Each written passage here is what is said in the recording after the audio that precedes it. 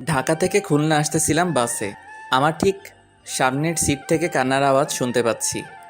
কান্নার আওয়াজ শুনে মনে হলো একটা মেয়ে কান্না করতেছে। পাশের সিটে একজন মধ্যবয়স্ক লোক বসা। আমার মনে একটু সন্দেহ হলো, কেননা টিভি নিউজে মাঝে মাঝে দেখি মেয়ে মানুষকে পাচার করে, রেপ করে, বিক্রি করে ইত্যাদি। আমি একটু ভালো করে কান পেতে শুনতেছিলাম। লোকটি মেয়েটাকে বলতেছে, চুপ কর সেমরি, চুপচাপ বইসা থাক। তোরে আমার আনাই ভুল হয়েছে। হালারে কত কইরা কইলাম এই সেমরি আমার লাগবো না, তাও তোরে আমারে দিয়া দিল। এখন চুপচাপ বইসা থাক, নইলে কিন্তু তোরে আবার দিয়ামো। তারপর মেয়েটা আস্তে আস্তে কান্না করতে লাগলো। একটু পর লোকটি আবার মেয়েটাকে বলতেছে, ওইনে যাইয়া ভালো মতো কাম করবি, নইলে কিন্তু তোরে ওরা মাইরা ফেলবে। আর এই বালের কান্নাকাটি বন্ধ কর, নইলে কিন্তু। এইবার আমি কনফার্ম হলাম এই মেয়েটা কোনো খারাপ লোকের পাল্লায় পড়ছে। বাস চলেছে আর আমি সময়ের অপেক্ষায় আছি, কখন মেয়েটার সাথে কথা বলা যাবে। বাস যখন মাওয়াঘাটে পৌঁছালো তখন মাওয়াঘাটে প্রচুর জ্যাম। কমপক্ষে 4 থেকে 5 ঘন্টা সময় লাগবে। আর ঘাটে যে ফেরি আছে ওইটা 1 ঘন্টা পর ছাড়বে। তার মানে আমরা পরে যে ফেরি আসবে সেই ফেরিতে যাওয়া লাগবে জ্যামের কারণে। বাসের ভিতর গরমের কারণে অনেক যাত্রী বাইরে বের হচ্ছে। কিছুক্ষণ পর ওই লোকটা বাইরে বের হলো। আমি এই রকমই একটা সময়ের অপেক্ষা করতেছিলাম। আমি মেয়েটার পাশের সিটে বসলাম, মেয়েটার দিকে তাকালাম। মেয়েটা বোরকা পরা, শুধু তার চোখটা দেখা যাচ্ছে। চোখটা রক্তের মতো লাল। অনেক কেঁদেছে মেয়েটা। আমি মেয়েটাকে বললাম, কোনো সমস্যা? মেয়েটা মাথা নাড়িয়ে না বলল। আমি বললাম, যদি কোনো সমস্যা থাকে বলতে পারেন। মেয়েটা কিছুক্ষণ চুপ থেকে বলল, সমস্যা বলে কি হবে, যে সমস্যার কোনো সমাধান নাই? আগে বলবেন তো, দেখি সমাধান করা যায় কি না। আমাকে বিক্রি করে দিছে খারাপ জায়গায়, সেখানে আমাকে নিয়ে যাওয়া হচ্ছে। আপনাকে কে বিক্রি করে দিয়েছে? আর আপনার পরিবার কোথায় থাকে? মেয়েটা বলল, আমার পরিবার বলতে কেউই নেই, আমি একটা এতিম মেয়ে। আর যারা আমাকে বিক্রি করছে তাদের আমি কাউকে চিনি না, কিন্তু তাদের মধ্যে একজন পুলিশ ছিল। এর মধ্যে ওই মধ্যবয়স্ক লোক চলে আসলো। আমি আস্তে করে আমার সিটে বসে পড়লাম। আমি ভাবতে লাগলাম, আমি কি মেয়েটাকে বাঁচাতে পারবো নাকি পারবো না। আমি যদি আবার কোনো সমস্যার ভিতর পড়ি। লোকটি মেয়েটাকে বলতেছে, আশেপাশে খাবার হোটেল নেই, আমি সামনে হোটেলে গিয়ে খাবার লইয়া আসি, আর তুই এইখানে বইয়া থাক, আমি আইতাছি। এই কথা বলে লোকটি চলে গেল। আমি আবার মেয়েটার পাশে গিয়ে বসলাম আর বললাম, এখন কি করবেন? মেয়েটা বলল, জানি না। আমি বললাম, বাঁচতে হলে একটা উপায় আছে। মেয়েটা বলল, কি উপায়? এখান থেকে পালাতে হবে। কিন্তু আমি পালিয়ে কোথায় যাব? আমার তো আপন বলতে কেউ নেই এই দুনিয়াতে। সেটা এখন ভাবার বিষয় না। কিন্তু আপনি আমাকে নিয়ে কোথায় যাবেন? সেটা পরে ভাবা যাবে। কিন্তু কিন্তু কি? এই লোকটা চলে আসবে। যদি বাঁচতে চান তাহলে এখান থেকে এখনই পালাতে হবে। মেয়েটাকে দেখে মনে হচ্ছে ভয় পাচ্ছে। দেখেন, আপনি আমাকে বিশ্বাস করতে পারেন, আমি আপনার কোনো ক্ষতি করব না। মেয়েটা আমার চোখের দিকে কিছুক্ষণ তাকিয়ে থেকে বলল, চলুন। আমি মেয়েটাকে নিয়ে সোজা বাস থেকে নেমে ফেরিঘাটের দিকে হাঁটা শুরু করলাম। ফেরিঘাটে যেয়ে দেখি ফেরি চলে গেছে। এখন কি করব কিছু বুঝতেছি না। এখন স্টিমার বোটে যাওয়া ছাড়া কোনো উপায় নাই। মেয়েটা বলল, কোথায় যাব আমরা? ভয়ে ভয়ে বলল কথাটা। আমি বললাম, আমার দাদা বাড়ি। তারপর স্টিমার বোটে উঠলাম। অনেক গতিতে চলছে। কিছুক্ষণ পর মেয়েটা অন্যদিকে ফিরে মুখের উপর থাকা মুখোশটা মাথার উপরে উঠিয়ে হাতটা মেলে আকাশের দিকে তাকিয়ে রইল। তারপর মেয়েটা মুখোশটা ঠিক করে আমার পাশে এসে বলে, জানেন, আমি এই প্রথম নদী দেখলাম। মানে, আপনি আগে পরে কখনো নদী দেখেন নাই? না, আমি সব সময় এতিমখানার ভেতরেই থাকতাম। আপনার আপন বলতে কেউ কি নেই? জানি না আছে কিনা। বলেই মেয়েটা কান্না করতে লাগলো। কান্না বন্ধ করুন, মানুষজন খারাপ ভাববে। বোট থেকে নামার পর আমার চাচাতো ভাইকে ফোন দিলাম। হ্যালো শাকিল। কেমন আছো ভাইয়া? ভালো, আমি আসতেছি বাড়ি। সত্যি? হুম। এই কে কে আসবে? একটা মেয়ে আছে, আমার সাথেও আসবে। কে ভাইয়া মেয়েটা? আমি আসি তারপর বলবানি। থাক, আর বলা লাগবে না, আমি বুঝছি। কি বোঝো? বলার আগে ফোনটা কেটে দিল। তারপর মেয়েটাকে বললাম, কিছু খাবেন? মেয়েটা মাথা নাড়িয়ে না বলল। তারপর আমি জোর করে হোটেলে নিয়ে গেলাম। মহিলা ওয়াশরুম দেখিয়ে দিয়ে বললাম হাত মুখ ধুয়ে টেবিলে আসুন। আমিও হাত মুখ ধুয়ে খাবার টেবিলে আসলাম। ওয়েটার টেবিলে খাবার দিতেছে। এর ভিতর মেয়েটা আমাকে বলল, আমি কি এখানে বসে খাবো? তো কোথায় বসে খাবেন? না, আমি এখানে বসে খাবো না। কেন? এখানে অনেক লোকজন আর পুরুষ আছে, তাই। আমি আর কোনো কথা বললাম না। ওয়েটারকে বললাম, ভাই এখানে কোনো আলাদা খাবার জায়গা আছে? আছে। আপনি ওনাকে ওইখানে নিয়ে যান আর ওনার খাবারটা ওখানে দিয়ে আসেন। ওকে। তারপর মেয়েটাকে বললাম, আপনি এইখানে যেয়ে খেয়ে আসুন। মেয়েটা কিছুক্ষণ তাকিয়ে থেকে চলে গেল। খাওয়া দাওয়া শেষে বাসে উঠলাম দাদাবাড়ি যাওয়ার জন্য। রাত 8টার সময় দাদাবাড়ি পৌঁছালাম। বাড়ির ভিতর ঢুকে আমি একটু অবাক হলাম। আমার দাদা দাদি, 4 চাচা চাচি, 2 ফুপু ভাই বোনে পুরা ঘর ভরা। শাকিল আমার পাশে এসে বলল, চলো ভাইয়া।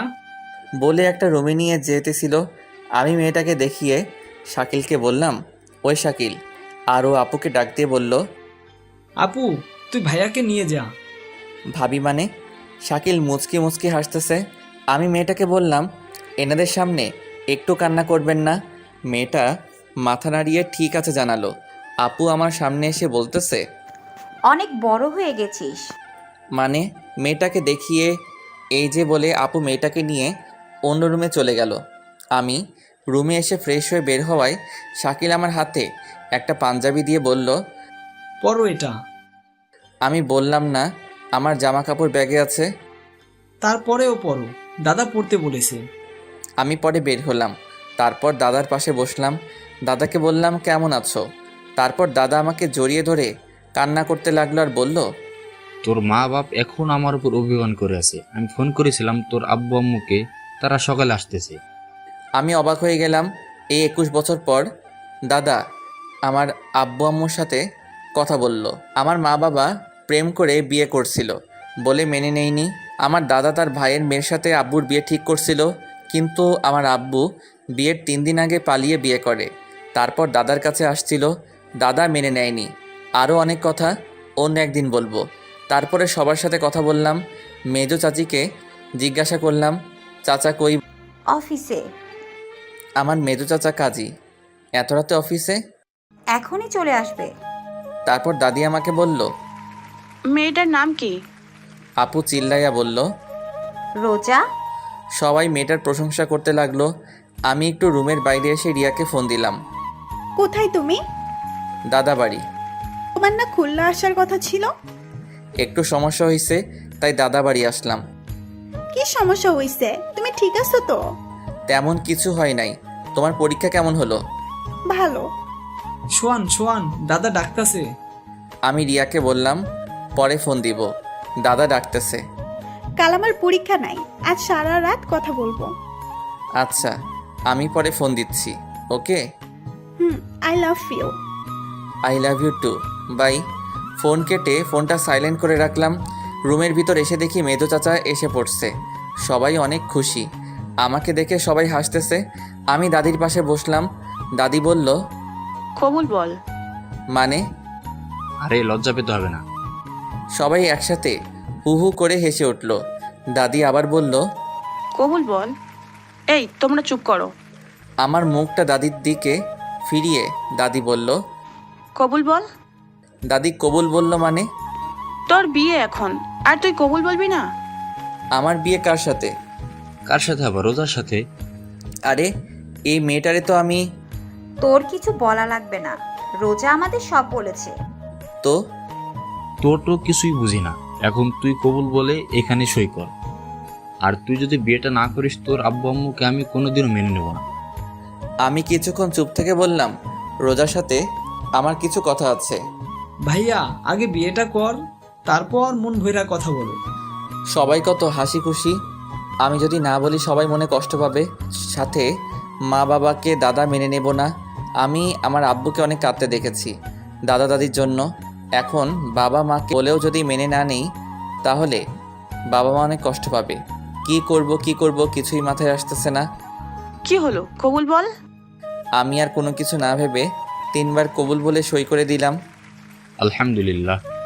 তারপর চাচা দাদা দাদি যে রুমে রোজা, সেই রুমে গিয়ে রোজা সই নিল। তারপর খাওয়া দাওয়া করে শাকিল বলল, ভাইয়া এই রুমে চলো তো। আমি রুমে গেলাম। রুমের জানালা দিয়ে দেখলাম একটা লাল শাড়ি পরা একটা মেয়েকে অন্য রুমে নিয়ে যাচ্ছে। কিছুক্ষণ পর দাদা আর দাদি আসলো, এসে আমাকে একটা রুমের সামনে নিয়ে গেল। রুমের ভিতর ঢুকিয়ে দরজাটা বাইরে থেকে বন্ধ করে দিয়ে হাসতে হাসতে চলে গেল দাদা দাদি। আমি রুমটা দেখে অবাক হলাম, এত সুন্দর করে রুমটা সাজানো হয়েছে। সারা রুমে মোমবাতি, পুরা বিছানাটা ফুল দিয়ে সাজানো হয়েছে।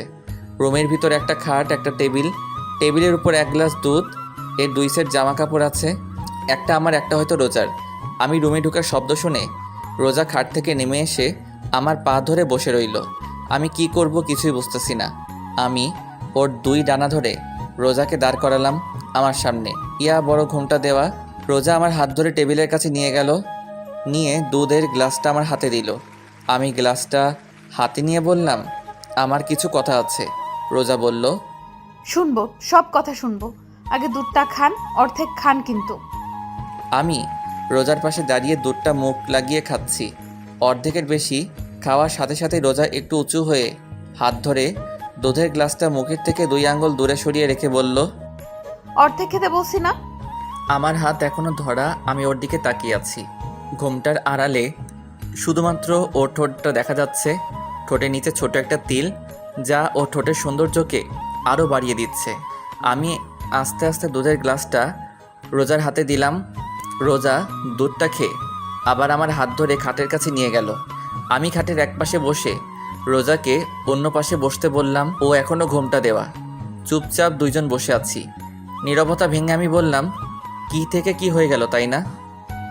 কিন্তু আল্লাহ যা করে ভালোর জন্যই করে। আপনাকে কিছু কথা বলার ছিল। বলেন। আমি একজনকে ভালোবাসি। 4 বছরের সম্পর্ক আমাদের। আমার বাবা মা জানে। ওর পরীক্ষা চলতেছে। পরীক্ষা শেষ হলে আমাদের বিয়েটা হওয়ার কথা ছিল, কিন্তু আপনার সাথে বিয়েটা হয়ে গেল। আপনি তো না বলতে পারতেন। কিন্তু এই কারণে আপনাকে আমার বিয়ে করা লাগছে। আমি কিছুদিন পর আপনাকে ডিভোর্স দিয়ে দিব। রোজা একটু হেসে বলল, বিয়েটা হতে পারলো না, এরই মধ্যে ডিভোর্স? আমি কিছুক্ষণ চুপ থেকে বললাম, আপনি চিন্তা করবেন না, আমি আপনার থাকা খাওয়ার একটা ব্যবস্থা করে দিব। আপনি আমাকে একবার দেখেন তো। দেখে কি হবে? থাক, দেখা লাগবে না। আপনার আর কিছু বলার থাকলে বলতে পারেন। বলার মতো কথা অনেক আছে, কিন্তু অধিকার নাই। কথা বলতে কোনো অধিকার লাগে না। একটা কথা বলবো, রাখবেন? এই কথাটাই অধিকার আছে। রাখবেন কিনা বলেন? বলেন। আপনি আমাকে নাম ধরে ডাকবেন আর তুমি কইরা বলবেন। শুধু এইটুকু? হুম। আচ্ছা, এবার আপনি ঘুমান। আবার আপনি? সরি, এবার তুমি ঘুমাও। আপনি কি করবেন? মুস্কানের সাথে একটু কথা বলল। এই মুস্কানকে? আরে বললাম না, আমার প্রেমিকার কথা। ওর নাম মুস্কান। ও, তা ঘুমাও তুমি। আপনি কিন্তু একবারও আমার মুখটা দেখলেন না। না দেখাটাই ভালো। রোজা শুয়ে পড়ল। ঘরের মোমবাতিগুলা আস্তে আস্তে নিভতে শুরু করছে। আমি টেবিলের উপর বসে ফোনটা হাতে নিয়ে লক করলাম, আর দেখতে পেলাম 75+ মিসড কল, 93+ SMS। তাই রিয়াকে ফোন দিলাম। সাথে সাথে ফোন ধরে বলল, তুমি ঠিক আছো তো? ঠিক আছি। কেন, কি হয়েছে? আমার কেন জানি মনে হচ্ছে তুমি আর আমার নেই। আরে পাগলি, আমি একটু দূরে আছি, তার জন্য তোমার এরকম মনে হচ্ছে। তুমি এতক্ষণ ফোন ধরো নাই কেন? ফোন চার্জে ছিল। কথা বলতে বলতে টেবিলের উপর দেয়ালের সাথে হেলান দিয়ে ঘুমিয়ে পড়ছি। এই যে শুনছেন, ওঠেন, উঠে বিছানায় আসেন। প্রায় মধ্যরাত। তখন মোমবাতি হাতে নিয়ে একটা লাল বেনারসি পরা পরী আমার সামনে দাঁড়িয়ে আছে। টানা টানা চোখ, লম্বা নাক, আকর্ষণ করার মতো ঠোঁট, সাথে ঠোঁটের নিচের তিলটা। আমি হাঁ হয়ে ওর দিকে তাকিয়ে আছি। মশা ঢুকবে মুখে। ও মা, হা করে কি দেখেন? আমি একটু লজ্জা পেয়ে বললাম, কই কিছু না তো। রোজা হাসতে হাসতে বলল, খাটে এসে ঘুমান। আবার আমি বলছি না তুমি করে বলতে? একদম আমার মুখের কাছে মুখ নিয়ে কথাটা বলল রোজা। মানে তোমার সাথে এক বিছানায় ঘুমাবো। তো কোথায় ঘুমাবেন? আমি আপনার বউ, আপনি ঘুমাবেন না তো কে ঘুমাবে আমার সাথে? কিন্তু তোমাকে তো বউ হিসেবে মানি না। আপনি না মানলে কি হবে? আমি তো আপনাকে স্বামী হিসেবে মানি। এখন যদি খাটে না আসেন তাহলে আমি কিন্তু দাদাকে ডাকবো। এই না না, তাহলে চলেন। আমি এইখানেই ঠিক আছি। খাটে আসবেন নাকি ডাক দিব? তারপর রোজা অন্যদিকে, আমি অন্যদিকে ফিরে শুয়ে পড়লাম। সকাল 6টায় ঘুম থেকে উঠে দেখি রোজা আমার বুকের উপর শুয়ে আছে। একদম পরীর মতো লাগছে, যে কেউ রোজাকে দেখলে প্রেমে পড়ে যাবে। কিন্তু আমি রিয়াকে ভালোবাসি, রোজার মায়ায় পড়া যাবে না। আমি রোজার মাথাটা বুকের উপর থেকে সরিয়ে বালিশের উপর রেখে আমি আবার শুয়ে পড়লাম। এইবার ঘুম থেকে উঠে আমি চমকে গেলাম, কারণ আমার সামনে আমার মা বাবা আর আমার ছোট ভাই। পাশে তাকিয়ে দেখি রোজা নাই। ঘুম ঘুম চোখে মাকে বললাম, তোমরা কখন আসলা? তুই এইটা কিভাবে পারলি? আমি গালে হাত দিয়ে দাঁড়িয়ে আছি। তোর সাথে রিয়ার বিয়ে ঠিক করা, ওর পরীক্ষার 3 দিন পর তোদের বিয়ে, সবাইকে দাওয়াত দেওয়া হয়ে গেছে, আর এখন তুই? রিয়ার কি হবে? ও যদি জানতে পারে ও তো পাগল হয়ে যাবে। তোরা না দুইজন দুইজনকে ভালোবাসিস? মা, চুপ, কোনো কথা বলবি না। বের হ রুম থেকে, গোসল করে নাস্তা করতে আয়। আমি কোনো কথা না বলে রুম থেকে বের হতে লাগলাম। দরজার কাছে আসতে দেখি দরজার পাশে রোজা দাঁড়িয়ে কান্না করতেছে। গোসল করে আইছে, চুল থেকে এখনো পানি পড়তেছে। আমি হাসি মুখে বললাম, ঝড় আসছে, রেডি থাকো। আল্লাহ যা করবে ভালোর জন্যই করবে। এই চাকার জন্য? আব্বু আম্মুর জন্য। আরে বাব্বা, এখনই আব্বু আম্মু? হুম। একটু মুখে ভেঙচি দিয়ে হাতের কেনুই দিয়ে আমাকে খোঁচা দিয়ে চলে গেল। কি অদ্ভুত তাই না? গোসল করতেছি, এরই ভিতর দরজায় করা নাড়ল। আমি বললাম, কে? আমি। কে রোজা? হুম। কি বলো? আপনার ফোন বাজতেছে, কে যেন ফোন করছে। আমি দরজাটা একটু খুলে ফোনটা নিলাম, সাথে সাথে আবার রিয়ার ফোন। হ্যালো। আমার না কোনো কিছু ভালো লাগতেছে না। কেন, কি হয়েছে? জানি না, কিন্তু কিরকম জানি লাগতেছে। আরে পাগলি, তোমার পরীক্ষা চলতেছে তো তাই এরকম লাগতেছে, সব ঠিক হয়ে যাবে। হুম। আচ্ছা রাখি তাহলে, গোসল করব। এই তুমি এত সকালে গোসল করবা কেন? তুমি তো দুপুরে গোসল করো, তাই না? আরে থাক, বলা লাগবে না। বলবা তো দাদা বাড়ি আসছি তাই? একদম ঠিক। তা এখন রাখি, পরে কথা বলবো। হুম। সোহান, সোহান, সোহান, বলো। একটা কথা জিজ্ঞাসা করব? করো। সব ঠিক আছে তো সোহান? এই কথাটা শুনে আমার বুকের ভিতর একটু ব্যথা করে উঠল। আমি নর্মালভাবেই বললাম, সব ঠিকই তো আছে রিয়া, তুমি বেকার টেনশন করছো। আচ্ছা রাখি তাহলে, ফোন দিয়েও কিন্তু। Love you. Love you too. Bye. Bye. দরজায় কেউ করা নাড়ছে। কে? আমি। বলো। আম্মু ডাকতেছে আপনাকে। আসতেছি। রিয়াকে এখন কিছু বলা যাবে না, ওর পরীক্ষা চলতেছে। এখন বললে ওর পরীক্ষা ভালো হবে না। কিন্তু রিয়া ঠিকই বুঝতে পারছে যে কিছু একটা হয়েছে। অনেক ভালোবাসে সোহানকে রিয়া, তাই হয়তো অনুভব করতে পারে। নাস্তার টেবিলে দাদা মাকে বলতেছে, শোন বৌমা, সোহানরা আমি বিয়ে দিছি, ওরা দুজন দুজনকে ভালোবাসে তাই বিয়েটা দিছি। মেয়েটা দেখতে কি মিষ্টি। রোজা চুপচাপ বসে আছে, তা দেখে মা বললেন, ও বউ, খাচ্ছ না কেন? এই তো আম্মু খাচ্ছি। এইদিকে আয় মা, আমার পাশে বস। রোজা মার পাশে বসলো। মা নিজের হাতে রোজাকে খাইয়ে দিচ্ছে। রোজাও ভেজা ভেজা চোখে খেতে লাগলো। প্রেমের বিয়ে বেশি দিন টেকে না। মীরা প্রতিবেশী দরজায় সামনে দাঁড়িয়ে কথাটা বলল। এই তুই চুপ কর, এই বিয়ের সাক্ষী আমি তুমি। দেখো বৌমা, সোহানার রোজা কোনো দিনও আলাদা হবে না। কেন আলাদা হবে? এরকম একটা মিষ্টি মেয়েই তো আমার চাই। একটু বাইরে বের হলাম, ঘোরাফেরা করে বাসায় আসার সাথে রোজা বলল, কোথায় ছিলেন এতক্ষণ? আমি কোনো কথা না বলে রুমে এসে মার কাছে গেলাম। মা, কিছু কথা আছে তোমার সাথে। বল। রোজাকে আমি বাসে। রোজা আমাকে সব বলেছে, বাসে দেখা হয়েছে, ও এতিম। তোর দাদা ভাবছে তুই রোজাকে পালিয়ে নিয়ে আইছিস, তাই তোদের বিয়ে দিয়ে দিছে, এই তো। তো এখন কি করব? কি করবি মানে? বলছিলাম কি ডিভোর্স ডিভোর্স দিবি মানে? আমাদের বংশের ডিভোর্স তালাক নামে কোনো শব্দই নাই। মা, আমি রিয়াকে ভালোবাসি। আমি রিয়ার মাকে ফোন করে বলে দিছি আমার ছেলের অন্য জায়গায় বিয়ে হয়ে গেছে। মা, তুমি। মা কান্না করে দিয়ে বলল, দেখ সোহান, তোর আর রোজার বিয়েটা হয়ে গেছে, এখন তুই রিয়াকে ভুলে যা। তোর দাদার কথা শুনিস নাই? তোদের দুজনের জন্য এই বিয়েটা হচ্ছে। যা হবার তা হয়ে গেছে, এখন থেকে তুই রোজাকে ভালোবাসবি। অসম্ভব বলে চলে আসছিলাম, দরজার সামনে রোজা দাঁড়ানো। আমি পাশ কেটে বাইরে বের হয়ে রিয়াকে ফোন দিলাম। রিসিভ করে কোনো কথা বলতেছে না। রিয়া, রিয়া, কান্নার আওয়াজ শোনা যাচ্ছে। রিয়া, হুম। কথা বলো না কেন? কেন করলা এটা আমার সাথে সোহান? রিয়া, আমার কথাটা শুনো। কেমনে পারলা তুমি এটা করতে? রিয়া শুনো। কোনো কারণ আমি জানতে চাই না। অনেক ভালোবাসি সোহান তোমাকে, অনেক ভালোবাসি। তোমার বুকে অন্য কেউ মাথা রেখে ঘুমাবে আমি ছাড়া, আমি কোনোদিনও ভাবতে পারি নাই। তুমি সকালে আমাকে বললা সব ঠিক আছে। হ্যাঁ, সব ঠিকই আছে, কাল আমাকে একবার দেখতে এসো, কেমন আর সাথে নতুন বউকে নিয়ে আসবা। রিয়া, রাখি তাহলে। ফোনটাও কাটে নাই, ওর কান্নার আওয়াজ শোনা যাচ্ছে। আমি বললাম লাভ ইউ রিয়া, একটু জোরে কান্না করে কেটে দিল। কিছুক্ষণ পর ইমন ফোন দিছে। হ্যালো। কিরে মামা, বিয়ে করলি টেরও পেলাম না। তুই জানলি কি করে? এলাকায় সবাই জানে মামা। তা তোদের তো কয়েকদিন পর বিয়ে হওয়ার কথা ছিল, তাই না? হুম। মনে হয় রিয়া এই বিয়েটা তাড়াতাড়ি করাইছে, তাই না? রিয়া তোর অনেক ভালোবাসে দোষ, কোনো সময় কষ্ট দিবি না। আমি এইবার কাঁদতে শুরু করলাম। কিরে, কি হয়েছে সোহান? দোস্ত, রিয়ার সাথে বিয়ে হয় নাই। মানে? ইমনকে সব খুলে বললাম। দোস্ত তুই চিন্তা করিস না, সব ঠিক হয়ে যাবে। হুম। আমি তোরে পরে ফোন দিচ্ছি। বাসায় আসলাম, খাটে বসা মাত্র রোজা রুমে এসে বলল, কিছু লাগবে? না।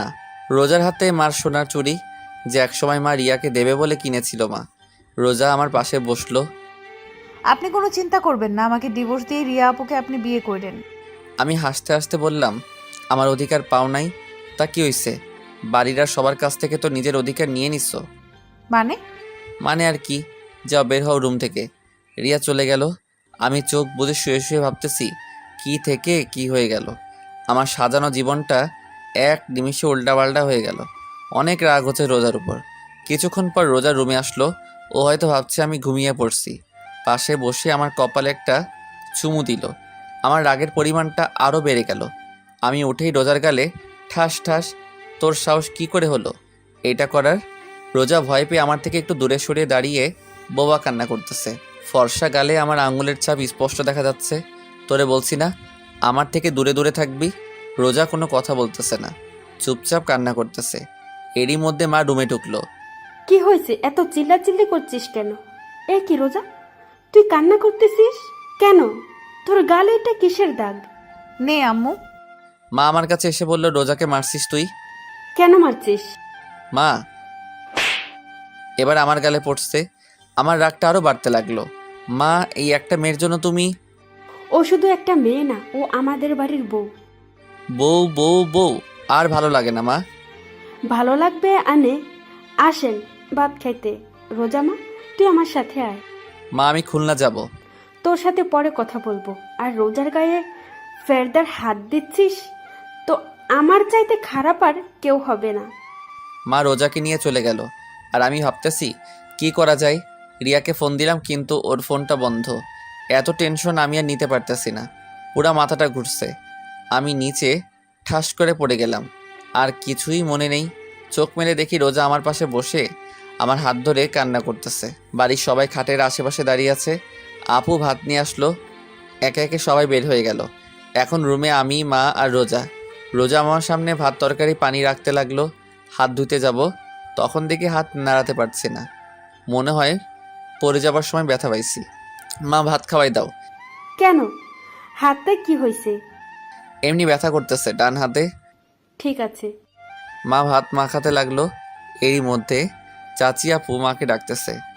কি? তোমাদের দাদা ডাকতেছে। খাওয়ানো শেষ হলে আসতাছি, তুই যা। চাচি, তুমিও না, তোমার পোলার এখন বউ আছে, আর বউ থাকতে তুমি ওরে খাওয়াইয়া দাও। মা কিছু একটা ভেবে রোজাকে বলল, নে বাটটা খাইয়া দে, তারপর ঔষধ খাইয়া দিস। মা। চুপচাপ খা, না হলে না খাইয়ে থাক। মা চলে গেল। অনিচ্ছা থাকা সত্ত্বেও রোজার হাতে ভাত খেতে হলো। তারপর রিয়াকে ফোন দিলাম কিন্তু বরাবরের মতো ফোনটা বন্ধ। রাতে আমি আগে থেকে রুমে শুয়েছিলাম। রোজা এসে আমার পাশে শুয়ে পড়ল। আমি একটু নর্মালভাবে জিজ্ঞাসা করলাম, তোমার অতীত সম্পর্কে বললা না? রোজা আমার দিকে ফিরল, ওর চোখের পানি গাল বেয়ে পড়তেছে। খালি কান্না করে মেয়েটা। খুব মায়া হলো ওর প্রতি। নিজের অজান্তে আমার হাত দিয়ে ওর চোখের পানি মুছে দিলাম। ও করুণ চোখে আমার দিকে চেয়ে আছে। আমি একটু হেসে বললাম, তোমার অতীতটা কি আমি জানতে চাই? কি হয় তুমি এতিমখানা থেকে ওদের কাছে গেলে? আমার যখন 2 বছর বয়স তখন আমার বাবা মারা যায়। আমার মামারা মার অন্য জায়গায় বিয়ে ঠিক করে, কিন্তু মার সাথে যার বিয়ে ঠিক হয় সে আমাকে মেনে নেবে না। তাই মা এক প্রকার বাধ্য হয়ে আমাকে এতিমখানায় রেখে আসে। এইসব কথা আমাকে এতিমখানায় যে খালা রান্না করতো সে বলছে। বুঝলাম। তা তুমি ওই লোকদের কাছে কিভাবে গেলে? এতিমখানার মালিক মারা যাওয়ার পর কিছু বড় বড় নেতার চোখ পড়ে এতিমখানায়। এখানেই নাকি মার্কেট হবে। এতিমখানায় যত লোক ছিল তাদের মধ্যে শুধু আমিই বড় ছিলাম, আর সবাই ছোট ছোট। সবাইকে আলাদা আলাদা এতিমখানায় শিফট করা হয়, কিন্তু একটা পুলিশ আমাকে ওই লোকটার কাছে বিক্রি করে দিছে। তারপর আপনার সাথে দেখা। বলে কান্না করতে লাগলো। তোমাকে বলছি না এই কান্নাকাটি একদম আমার সামনে করবে না। ও কান্না থামিয়ে বলল, আপনি রিয়া আপুকে বিয়ে করেন, কিন্তু আমারে তাড়ায় দিবেন না। আপনার ঘরের এক কোনায় একটু জায়গা দিয়েন। আপনি তো জানেন আমার থাকার কোনো জায়গা নাই। আমি কি বলবো কিছুই মাথায় আসতেছে না। আচ্ছা ঠিক আছে, তুমি ঘুমাও তাহলে। হুম। আমি বারান্দায় এসে রিয়াকে ফোন দিলাম, কিন্তু ফোন এখনও বন্ধ। আমি এসে বিছানায় শুয়ে পড়লাম। রাত 4:30-এ ফোনের আওয়াজে ঘুম ভাঙে। চোখ মেলে তাকিয়ে দেখি রোজা আমাকে জড়িয়ে ধরে শুয়ে আছে। ওর গরম নিঃশ্বাস আমার গলার ওপর পড়তেছে। রোজাকে না সরিয়ে ফোনটা রিসিভ করলাম। ইমন ফোন দিছে। হ্যালো। কিরে দোস্ত, এত রাতে কিছু হয়েছে? দোষ রিয়া? কি কি হয়েছে রিয়ার? রোজাকে ধাক্কা দিয়ে সরিয়ে উঠে বসলাম। রোজা করুণ চোখে আমার দিকে চেয়ে আছে। দোষ রিয়া সুসাইড করেছে। মানে কি? দোষ অবস্থা খুব খারাপ। সদর হাসপাতাল থেকে ফেরত দেশে খুলনা মেডিকেল নেওয়া হয়েছে। দোস্ত কি করব বল? তুই তাড়াতাড়ি চলে আয়, না হলে হয়তো শেষবারের মতো দেখতে পারবি না। কিছু হবে না রিয়ার, আমি এখনই আসতেছি। কি হয়েছে? আপনি এখন কোথায় যাবেন? আমার হাত ধরে কথাটা বলল রোজা। আমার প্রচুর রাগ উঠতে লাগলো। ঠাস ঠাস ঠাস কয়টা থাপ্পড় দিছে আমার মনে নাই। তোর জন্য, শুধু তোর জন্য আমার সাজানো জীবনটা এলোমেলো হয়ে গেছে। রোজা কান্না করতে আছে। এত রাতে চিল্লাপাল্লা শুনে বাড়ির সবাই কড়া নাড়ালো। দরজা খুলতেই মা ঘরে ঢুকে, সাথে দাদি ও চাচিরা। কি হয়েছে কি সুহান? এত চিল্লাপাল্লা কেন? কি রে রোজা, তুই কান্না করতেছিস কেন? তুই আবার রোজাকে মারছিস? মা মা আমার কথা না শুনে অনবরত থাপ্পড় মারতে লাগলো আমার গালে। রোজা খাট থেকে নেমে আমার সামনে দাঁড়ালো। আম্মু, উনি আমারে কিছু বলে নাই। তুই সর সামনে থেকে। না আম্মু, উনি আমার স্বামী। উনিই মারবে আমাকে, আর উনি ভালোবাসবে আমায়। সর তো তুই। মারো মারো, কত মারবা মারো।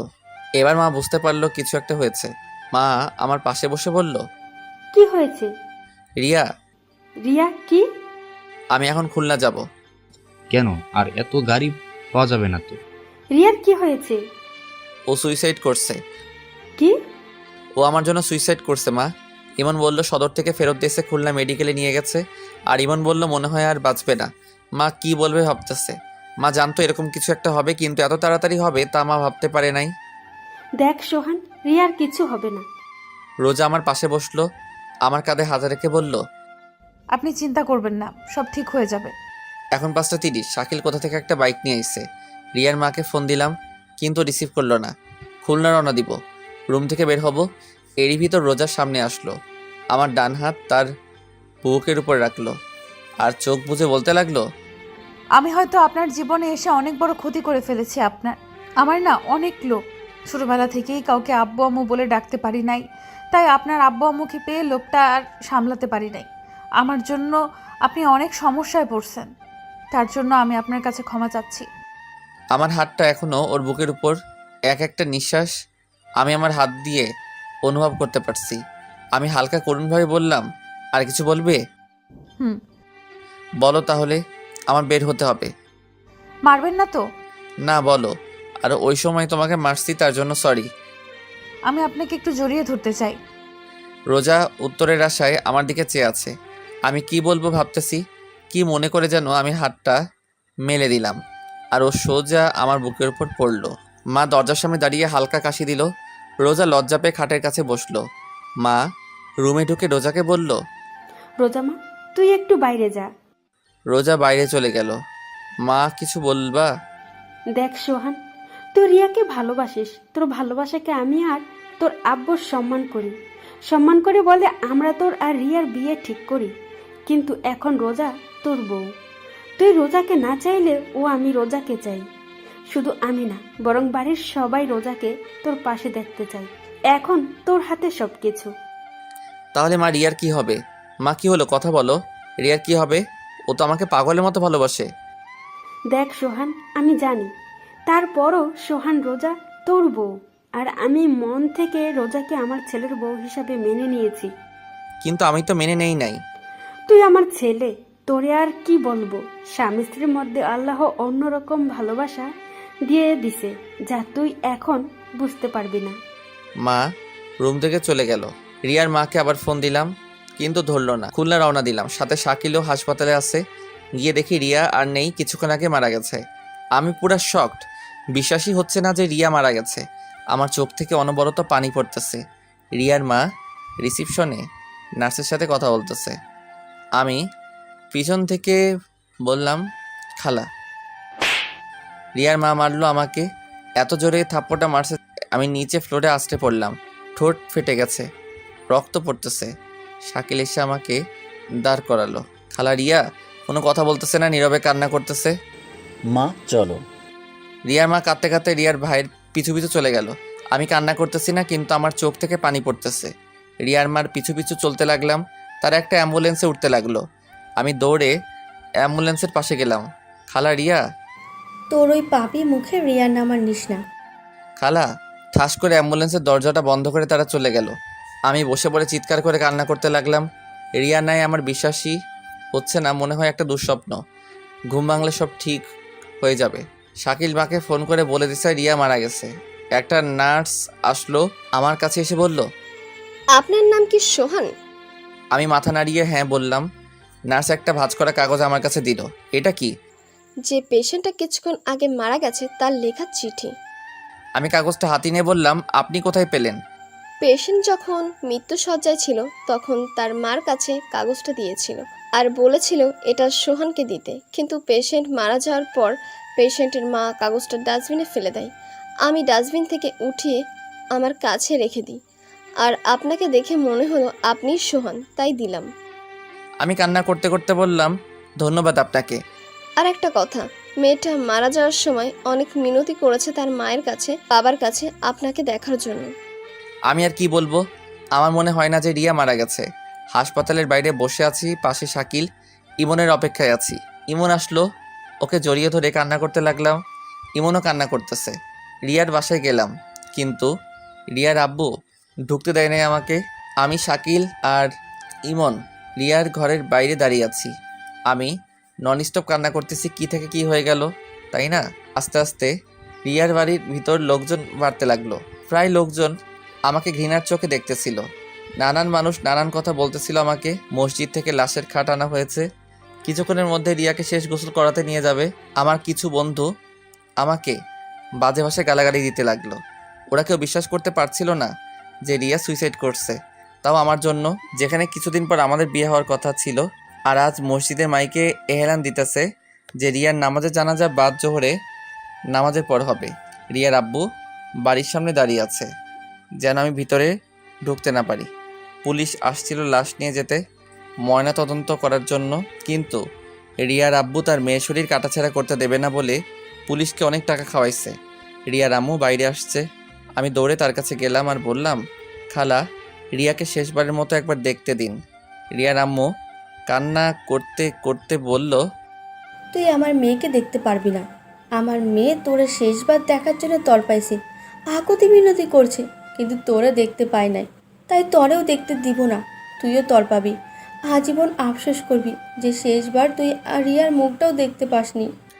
আমি রিয়ার মার পা ধরে কান্না করতে লাগলাম। রিয়ার বড় ভাই এসে রিয়ার মার কাছ থেকে নিয়ে আমাকে বাইরে বের করে দিল। ওদের বাসার মধ্যে কান্নার রোল পড়ে গেছে। ঘর থেকে রিয়ার লাশ বাইরে বের করা হচ্ছে, শেষ গোসল করাতে নিয়ে যাচ্ছে। আর দেখতে পাবো না রিয়াকে, ভালোবাসি বলবে না আমায়। পরীক্ষা দিয়ে আইসে রিয়ার কিছু বান্ধবী, ওরাও আমাকে অনেক আজে বাজে কথা শুনাইয়া গেল। আমি কোনো কথাই বলতেছি না, সব কিছু অন্ধকার অন্ধকার লাগতেছে আমার কাছে। মসজিদের মাইকে আবার এহলান দিল জানাজার বিষয়। আমার মা আর রোজা আইসে রিয়ার বাসায়। আমার সামনে থেকে বাসার ভিতর ঢুকলো। আমি বাইরে দাঁড়িয়ে দেখতেছি। রোজা আমার কাছে আসতে চাইছিল, কিন্তু মা ওকে হাত ধরে বাসার মধ্যে নিয়ে গেল। কিছুক্ষণ পর মা বের হলো ভেজা ভেজা চোখে, আমায় বলল বাসায় চল। আমি চুপচাপ কোনো কথা বলতেছি না, শুধুমাত্র চোখ থেকে পানি পড়তেছে। রোজার পাশে যে বললাম, আল্লাহ যা করেন ভালোর জন্যই করে, তাই না? শুধুমাত্র তোমার ভালোই দেখলো, তোমার আল্লাহ আর কারো ভালো দেখালো না। রোজা কোনো কিছু না বলেই কান্না করতে লাগলো। মা আবার বলল, বাসায় চল। মা রিয়াকে একবার দেখব। আর কাউকেই দেখতে দিবে না। আর মেয়েদের লাশ আপন লোক ছাড়া পরপুরুষকে দেখতে দেয় না। ওর মা আমারে দেখতে দেয় নাই। আমি আর কোনো কথা বললাম না, কারণ এসব নিয়মকানুন আমি জানি। আমার বুক ফেটে কান্না আসতেছে। রিয়াকে শেষবার দেখতে পারবো না। মার সাথে আমাদের বাসায় আসলাম। কিছুক্ষণ বাসায় বসে উজু করে নামাজে গেলাম। নামাজ শেষে মসজিদের বাইরে এসে দাঁড়ালাম জানাজার জন্য। মসজিদের বাইরে আগে থেকেই রিয়ার লাশ রাখা ছিল। একে একে 3 কাতারে জানাজার নামাজ শুরু হলো। জানাজা শেষে দাফন করার পর আর বাসায় যাইনি। সারাটা দিন ইমনের সাথে ছিলাম। রাত 1টার সময় বাসায় আসলাম। ডুপ্লিকেট চাবি দিয়ে ঘরে ঢোকার সাথে সাথেই দেখলাম সবাই হলরুমে বসে আছে। আমি কোনো কথা না বলে সোজা আমার রুমে আসতে যাব, তখনই মা বলল, ভাত খাবি না? না খিদা নাই, বলে রুমে চলে আসলাম। শুয়ে শুয়ে ভাবতেছি রিয়ার মৃত্যুর জন্য কাকে দোষ দিব, আমাকে, রোজাকে, মাকে, নাকি রিয়া নিজেই দায়ী। রিয়া আমাকে একবারও বোঝার চেষ্টা করলো না। আজ অনেক একা একা লাগতেছে নিজেকে। এরকম একটা দিন আসবে কোনোদিনও কল্পনাও করতে পারি নাই। কিছুক্ষণ পর, এই যে শুনছেন? শুনতেছি, বলো। উঠেন তো। কেন? উঠেন তো। আমি উঠে পিঠের তলায় একটা বালিশ দিয়ে হেলান দিয়ে বসলাম। রোজা ভাত মাখতে শুরু করলো। আমার মুখের কাছে 1 লোকমা ভাত নিয়ে বলল, হা করুন। আমি চুপচাপ ওর দিকে তাকিয়ে আছি। ও আবারও বলল, কি হলো, হা করুন। তখন বললাম, না খাবো না। দেখে মনে হচ্ছে সারাদিন কিছুই খান নাই। আরও আপনার হাতে ব্যথা, খাবেন কি করে? নিন, হা করুন। আমি এইবার একটু জোরে চিল্লাই বললাম, খাবো না, শুনো নাই? আওয়াজ শুনে মা রুমের ভিতরে আসলো। এসে রোজাকে বলল, তোরা বলছি না ও খাবে না? ওর জন্য তুইও সারাদিন না খাইয়া রয়েছে। তুই খাইয়া ঘুমাইয়া পড়। আর সোহাগ, রোজারে যেন মারা টারা হয় না। বলে দরজাটা আটকিয়ে চলে গেল। রোজাও ভাত না খেয়ে হাত ধুয়ে বিছানায় শুয়ে পড়ল। কি অদ্ভুত, তাই না? ও আমার জন্য না খেয়ে বসে আছে। রিয়ার কথা ভাবতে ভাবতে ঘুমিয়ে পড়লাম। সকালে রোজার ডাকে ঘুম ভাঙে। চা হাতে নিয়ে দাঁড়িয়ে আছি। চাটা হাতে নিলাম। 1 চুমুক খাওয়ার পরেই রোজা জিজ্ঞাসা করলো, চা কেমন হয়েছে? আমি মাথা নাড়িয়ে ভালো বললাম। আমি নিজেকে অনেক নর্মাল রাখার চেষ্টা করতেছি। যদি কেউ বুঝতে না পারে আমার ভিতর থেকে কি চলতেছে। মানুষের ভালো করতে যে নিজের আপন মানুষকে হারালাম, আর রোজা পেল আপন মানুষ। আমার কাছে মনে হয় এই রোজার জন্য সব কিছু হয়েছে। না ওর সাথে আমার দেখা হতো, না ওর জন্য আজ এই দিন দেখতে হতো। রোজা রোজা রোজা, কি করব ওকে? আমার মাথায় কাজ করতেছে না। ফ্রেশ হয়ে নাস্তা না করে বাসা থেকে বের হতে যাব। এর মধ্যে রোজা আমার সামনে এসে দাঁড়ালো আর বলল, কোথায় যান? নাস্তা করবেন না? না। ও আমার হাত ধরে নাস্তার টেবিলে নিয়ে যেতে লাগলো। আমার এত পরিমাণ রাগ হলো যে ওর গালে ঠাস ঠাস করে 2টা থাপ্পড় দিয়ে দিলাম। রোজা আমার হাত ছেড়ে দিয়ে ছলছল চোখে আমার দিকে চেয়ে আছে। তুই এই বাড়ির বউ, আমার বউ না। এই কথাটা সবসময় মনে থাকে যেন। চলে আসার সময় মা রুমের দিকে তাকিয়ে দেখি মা আরও আমার দিকে চেয়ে রইছে। বাইরে বের হয়ে দেখি রিয়ার ছোট ভাই বাসার গেটের সামনে দাঁড়িয়ে আছে, হাতে একটা ব্যাগ নিয়ে। ওর পাশে যেয়ে দাঁড়ালাম। ও নিচের দিকে চেয়ে আছে। কিছু বলবি আরিয়ান? ও তখন কাঁদতে কাঁদতে আমাকে জড়িয়ে ধরলো। কিছুক্ষণ পর ছেড়ে দিয়ে ব্যাগটা আমার হাতে দিল। আমি হাতে নিয়ে বললাম, কি এতে? ও কাঁদতে কাঁদতে বলল, এটা আপুর ডায়েরি। তুমি যে শাড়ি দিছো সেই শাড়িটা। আমি জানি তুমি আপুকে অনেক ভালোবাসো, কিন্তু কি থেকে কি হয়ে গেল। আমি জানি তুমি অন্যায় কিছু করনি, কারণ তুমি আপুকে অনেক ভালোবাসতা। চাইছিলাম ডায়েরিটা আমার কাছে রেখে দেবো, কিন্তু ডায়েরির প্রথম পাতায় লেখা, এই ডায়েরিটা শুধুমাত্র তোমার ধরাছোঁয়া পড়ার অধিকার আছে, তাই তোমার কাছেই দিতে আসলাম। কি বলবো, আমার মাথায় কিছুই আসতেছে না। আমি ওকে জড়িয়ে ধরে কান্না করতে লাগলাম আর বলতে লাগলাম, তুই আমারে মাফ করে দিস। আজ আমার জন্য তোর বোন। তুমি কোনো কিছু করো নাই, আমি জানি। বলে দৌড়াতে দৌড়াতে চলে গেল আরিয়ান। পিছন থেকে অনেক ডাক দিছিলাম, কিন্তু ফিরল না। ব্যাগটা হাতে নিয়ে ইমনের বাসায় গেলাম। যে দেখি ও এখন ঘুমে। ডাক দেওয়ার সাথে সাথে উঠে বসলো আর হাসি মুখে বলল, কিরে মামা, এত সকাল সকাল? এমনি আসলাম। সারাটা দিন ওর সাথে ঘুরলাম, কারণ নিজেকে ব্যস্ত রাখার চেষ্টা করতেছি। রিয়ার কথা যেন মনে না পড়ে, মনে পড়লে কান্না আসে। কেন ও আমাকে রেখে চলে গেল? ও কি আমাকে একটু বিশ্বাস করতো না? রিয়ার কথা যেন মনে না পড়ে, তাই নিজেকে ব্যস্ত রাখতেছি। রাত 11টার দিকে বাসায় আসলাম। দরজায় টোকা দেওয়ার সাথেই দরজা খুলে দিল। রোজা হয়তো আমার অপেক্ষায় ছিল। ভিতরে ঢুকে রুমের দিকে যাচ্ছিলাম, এর মধ্যে রোজা বলল, হাত মুখ ধুয়ে আসুন, আমি টেবিলে ভাত দিচ্ছি। আমি বাইরে থেকে খেয়ে আসছি, এখন আর খাবো না। রোজার দিকে তাকিয়ে দেখি ও করুণ চোখে আমার দিকে চেয়ে আছে। রুমে যে ব্যাগ থেকে ডায়েরিটা বের করে আলমারির ভিতর রাখলাম, আর শাড়িটা টেবিলের উপর রাখলাম। ছাদে এসে বসে রইছি। রিয়ার চিঠি আর ডায়েরি আমি এখনও পড়ি নাই, কারণ ভয় পড়ি নাই, না জানি কি লিখছে। হয়তো আমার উপর ওর যত অভিমান আছে সেটা লিখছে। চোখ থেকে পানি পড়তেছে, আর মনে মনে বলতেছি, রিয়া কেন তুমি আমাকে একবারও বোঝার চেষ্টা করলে না? এই কি তোমার ভালোবাসা রিয়া? আমি এখন একা একা কেমনে থাকবো? জিন্দা লাশ হয়ে বেঁচে আছি আমি। আরও কিছুক্ষণ বসে থেকে রুমে আসলাম। রুমে ঢোকার সাথে সাথে আমার মেজাজটা চরমে উঠে গেল, কারণ রিয়ার শাড়ি রোজা পরছে। হাসি মুখে রোজা আমার দিকে চেয়ে আছে। আমি ওর সামনে যেয়ে বললাম, এই শাড়ি তোমাকে কে পরতে বলছে? রোজা আমার কথার উত্তর না দিয়ে বলল, কেমন লাগছে আমাকে? এইবার আর নিজের রাগটা আর কন্ট্রোল করতে পারলাম না। ঠাস ঠাস থাপ্পড় দিয়ে বললাম, তুই এই শাড়ি পরছিস কেন? ও কাঁদতে কাঁদতে বলল, আমি মনে করছি এটা আমার জন্য আনছেন। তোর জন্য আনবো? কে তুই? কি হইস তুই আমার, যে তোর জন্য আমি শাড়ি কিনে আনবো? রোজা চুপচাপ দাঁড়িয়ে কান্না করতেছে। আমি আবারও বললাম, শাড়ি খোল। কী হলো, শাড়ি খোল। ও তারপরেও চুপচাপ দাঁড়িয়ে আছে আর কান্না করতেছে। আমি এক প্রকার জোর করে ওর শরীর থেকে শাড়ি খুলে নিলাম। রোজা এখনও দাঁড়িয়ে কান্না করতেছে। অন্য একটা শাড়ি বের করে ওর দিকে ছুঁড়ে মেরে রিয়ার শাড়িটা টেবিলের উপর রেখে আমি ঘুমিয়ে পড়লাম। সকালে দরজায় কড়া শুনে ঘুম থেকে উঠে দেখি রোজা আমার পায়ের উপর ওর মাথা দিয়ে ঘুমিয়ে আছে। ঘড়িতে তাকিয়ে দেখি 11টা বাজে। তাড়াতাড়ি দরজা খুললাম। দরজা খুলে দেখি মা দাঁড়িয়ে আছে। মা আমাকে ধাক্কা দিয়ে রুমে ঢুকতে বলল, রোজা কই? মা বিছানার দিকে তাকিয়ে দেখি রোজা শুয়ে রয়েছে। মা রোজার পাশে বসে রোজাকে ডাক দিল। রোজার কোনো সারা শব্দ নাই। এক অজানা আশঙ্কা ভর করলো মনের ভিতর, রোজার কোনো কিছু হয়ে গেল না তো? মা তারপর তাড়াতাড়ি ডাক্তারকে ফোন দিল, কারণ রোজা অজ্ঞান হয়ে পড়ে আছে। মা আমার পাশে এসে বলল, রোজাকে মারছিস? আমি কোনো কথা বলতেছি না, চুপচাপ বসে আছি। মা যা বোঝার বুঝে নিয়েছে। মা এবার বলতে শুরু করলো, আর কত কষ্ট দিবি মেয়েটাকে? 2 দিন না খেয়ে আছে তোর জন্য। যদি কষ্টই দিবি তাহলে কেন ওকে বাঁচাইলি? সোহান যে চলে গেছে তার জন্য নিজে তো কষ্ট পাইতাছিস আর অন্যকেও কষ্ট দিতাছিস। আর কত সোহান, তুই যদি ওকে মেনে না নিস তাহলে এখনই ওকে গলা টিপে মেরে ফেল। মা রোজার কাছে চলে গেছেন মানে আমার রুমে, আর আমি হল রুমে বসে আছি, কি করব ভাবতেছি। দরজায় কেউ করে নাড়লো, খুলে দেখি ডাক্তার। রোজাকে দেখে বলল, না খাওয়ার কারণে শরীর দুর্বল হয়ে গেছে, তাই অজ্ঞান হয়ে গেছে, কিছুক্ষণের মধ্যে জ্ঞান ফিরে আসবে। বলে ডাক্তার চলে গেল। মা রোজার পাশে বসে রোজার মাথায় তেল পানি দিতে লাগলো। আমি পাশে বসে দেখতেছি কি মায়াবী চেহারা, যে কেউ রোজাকে ভালোবাসতে চাইবে। আমি ভালোবাসতাম, কিন্তু আমার সবটা জুড়ে আছে শুধু রিয়া। রোজার জ্ঞান ফিরল, চেয়ে দেখে মা আর আমি পাশে বসে আছি। রোজার জ্ঞান ফিরছে দেখে মা খাবার আনতে গেল। আমি রোজার দিকে চেয়ে আছি আর রোজা আমার দিকে। মা খাবার নিয়ে রুমের ভিতরে ঢুকলো। রোজার পাশে বসে ভাত মাখতে শুরু করলো। এরই মধ্যে রোজা বলল, আম্মু আমি ভাত খাবো না। কেন খাবি না? তোমার ছেলেও তো না খেয়ে আছে। কে বলছে যে আমি না খেয়ে আছি? কে বলবে? আমি বলছি আমার উপর রাগ করে তো আপনি বাসায় খান না। থাক, ওর সাথে কথা বলা লাগবে না, তুই হা কর মা। মা রোজাকে কথাটা বলল। না আম্মু, আমি খাবো না। তুই না খেলে তো তোর শরীর আরো খারাপ হয়ে যাবে মা। ওনাকে বলেন উনি টাইম টু টাইম বাসায় খাবে আর আমাকে এখন খাওয়ায় দেবে, তাহলে আমি খাবো। মা আমার দিকে চেয়ে আছে। আমি মাকে ইশারায় বলল, বাটটা খাইয়া দে। মা আমি পারবো না। চুপচাপ খাইয়া দে, আমি বাইরে থেকে ঔষধ নিয়ে আসতাছি। বলে মা ভাতের প্লেটটা আমার হাতে দিয়ে চলে গেল। আমি বার কি করব? অনিচ্ছা থাকা সত্ত্বেও চুপচাপ খাইয়া দিতে লাগলাম। খাওয়া শেষে মা রুমে আসলো। আমি উঠে বাথরুমে চলে গেলাম। বাথরুমে ঢুকে কান পেতে শুনতে লাগলাম বাইরে মা আর রোজা কি কথা বলে। তুই ওর জন্য কেন শুধু শুধু নিজেকে কষ্ট দিস? আম্মু আমার জন্য আজ উনি ওনার ভালোবাসার মানুষের চিরতরে হারায় ফেলছে। কেন শুধু শুধু নিজেকে দোষ দিচ্ছিস?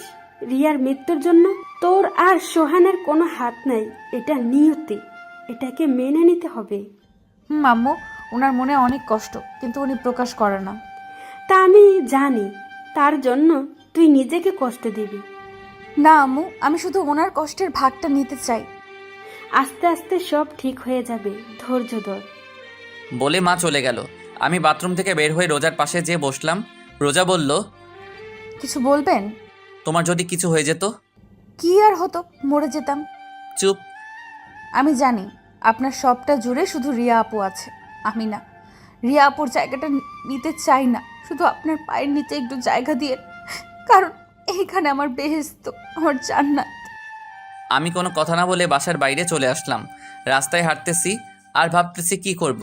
দুপুরবেলা মা ফোন দিয়ে বলল তাড়াতাড়ি বাসায় আসতে। বাসায় যেয়ে সবাই একসাথে খাওয়া দাওয়া করলাম। রোজার দিকে চেয়ে দেখলাম ওর মুখে প্রাপ্তির হাসি। কিছুক্ষণ বাসায় বসে আবার বাইরে বের হলাম।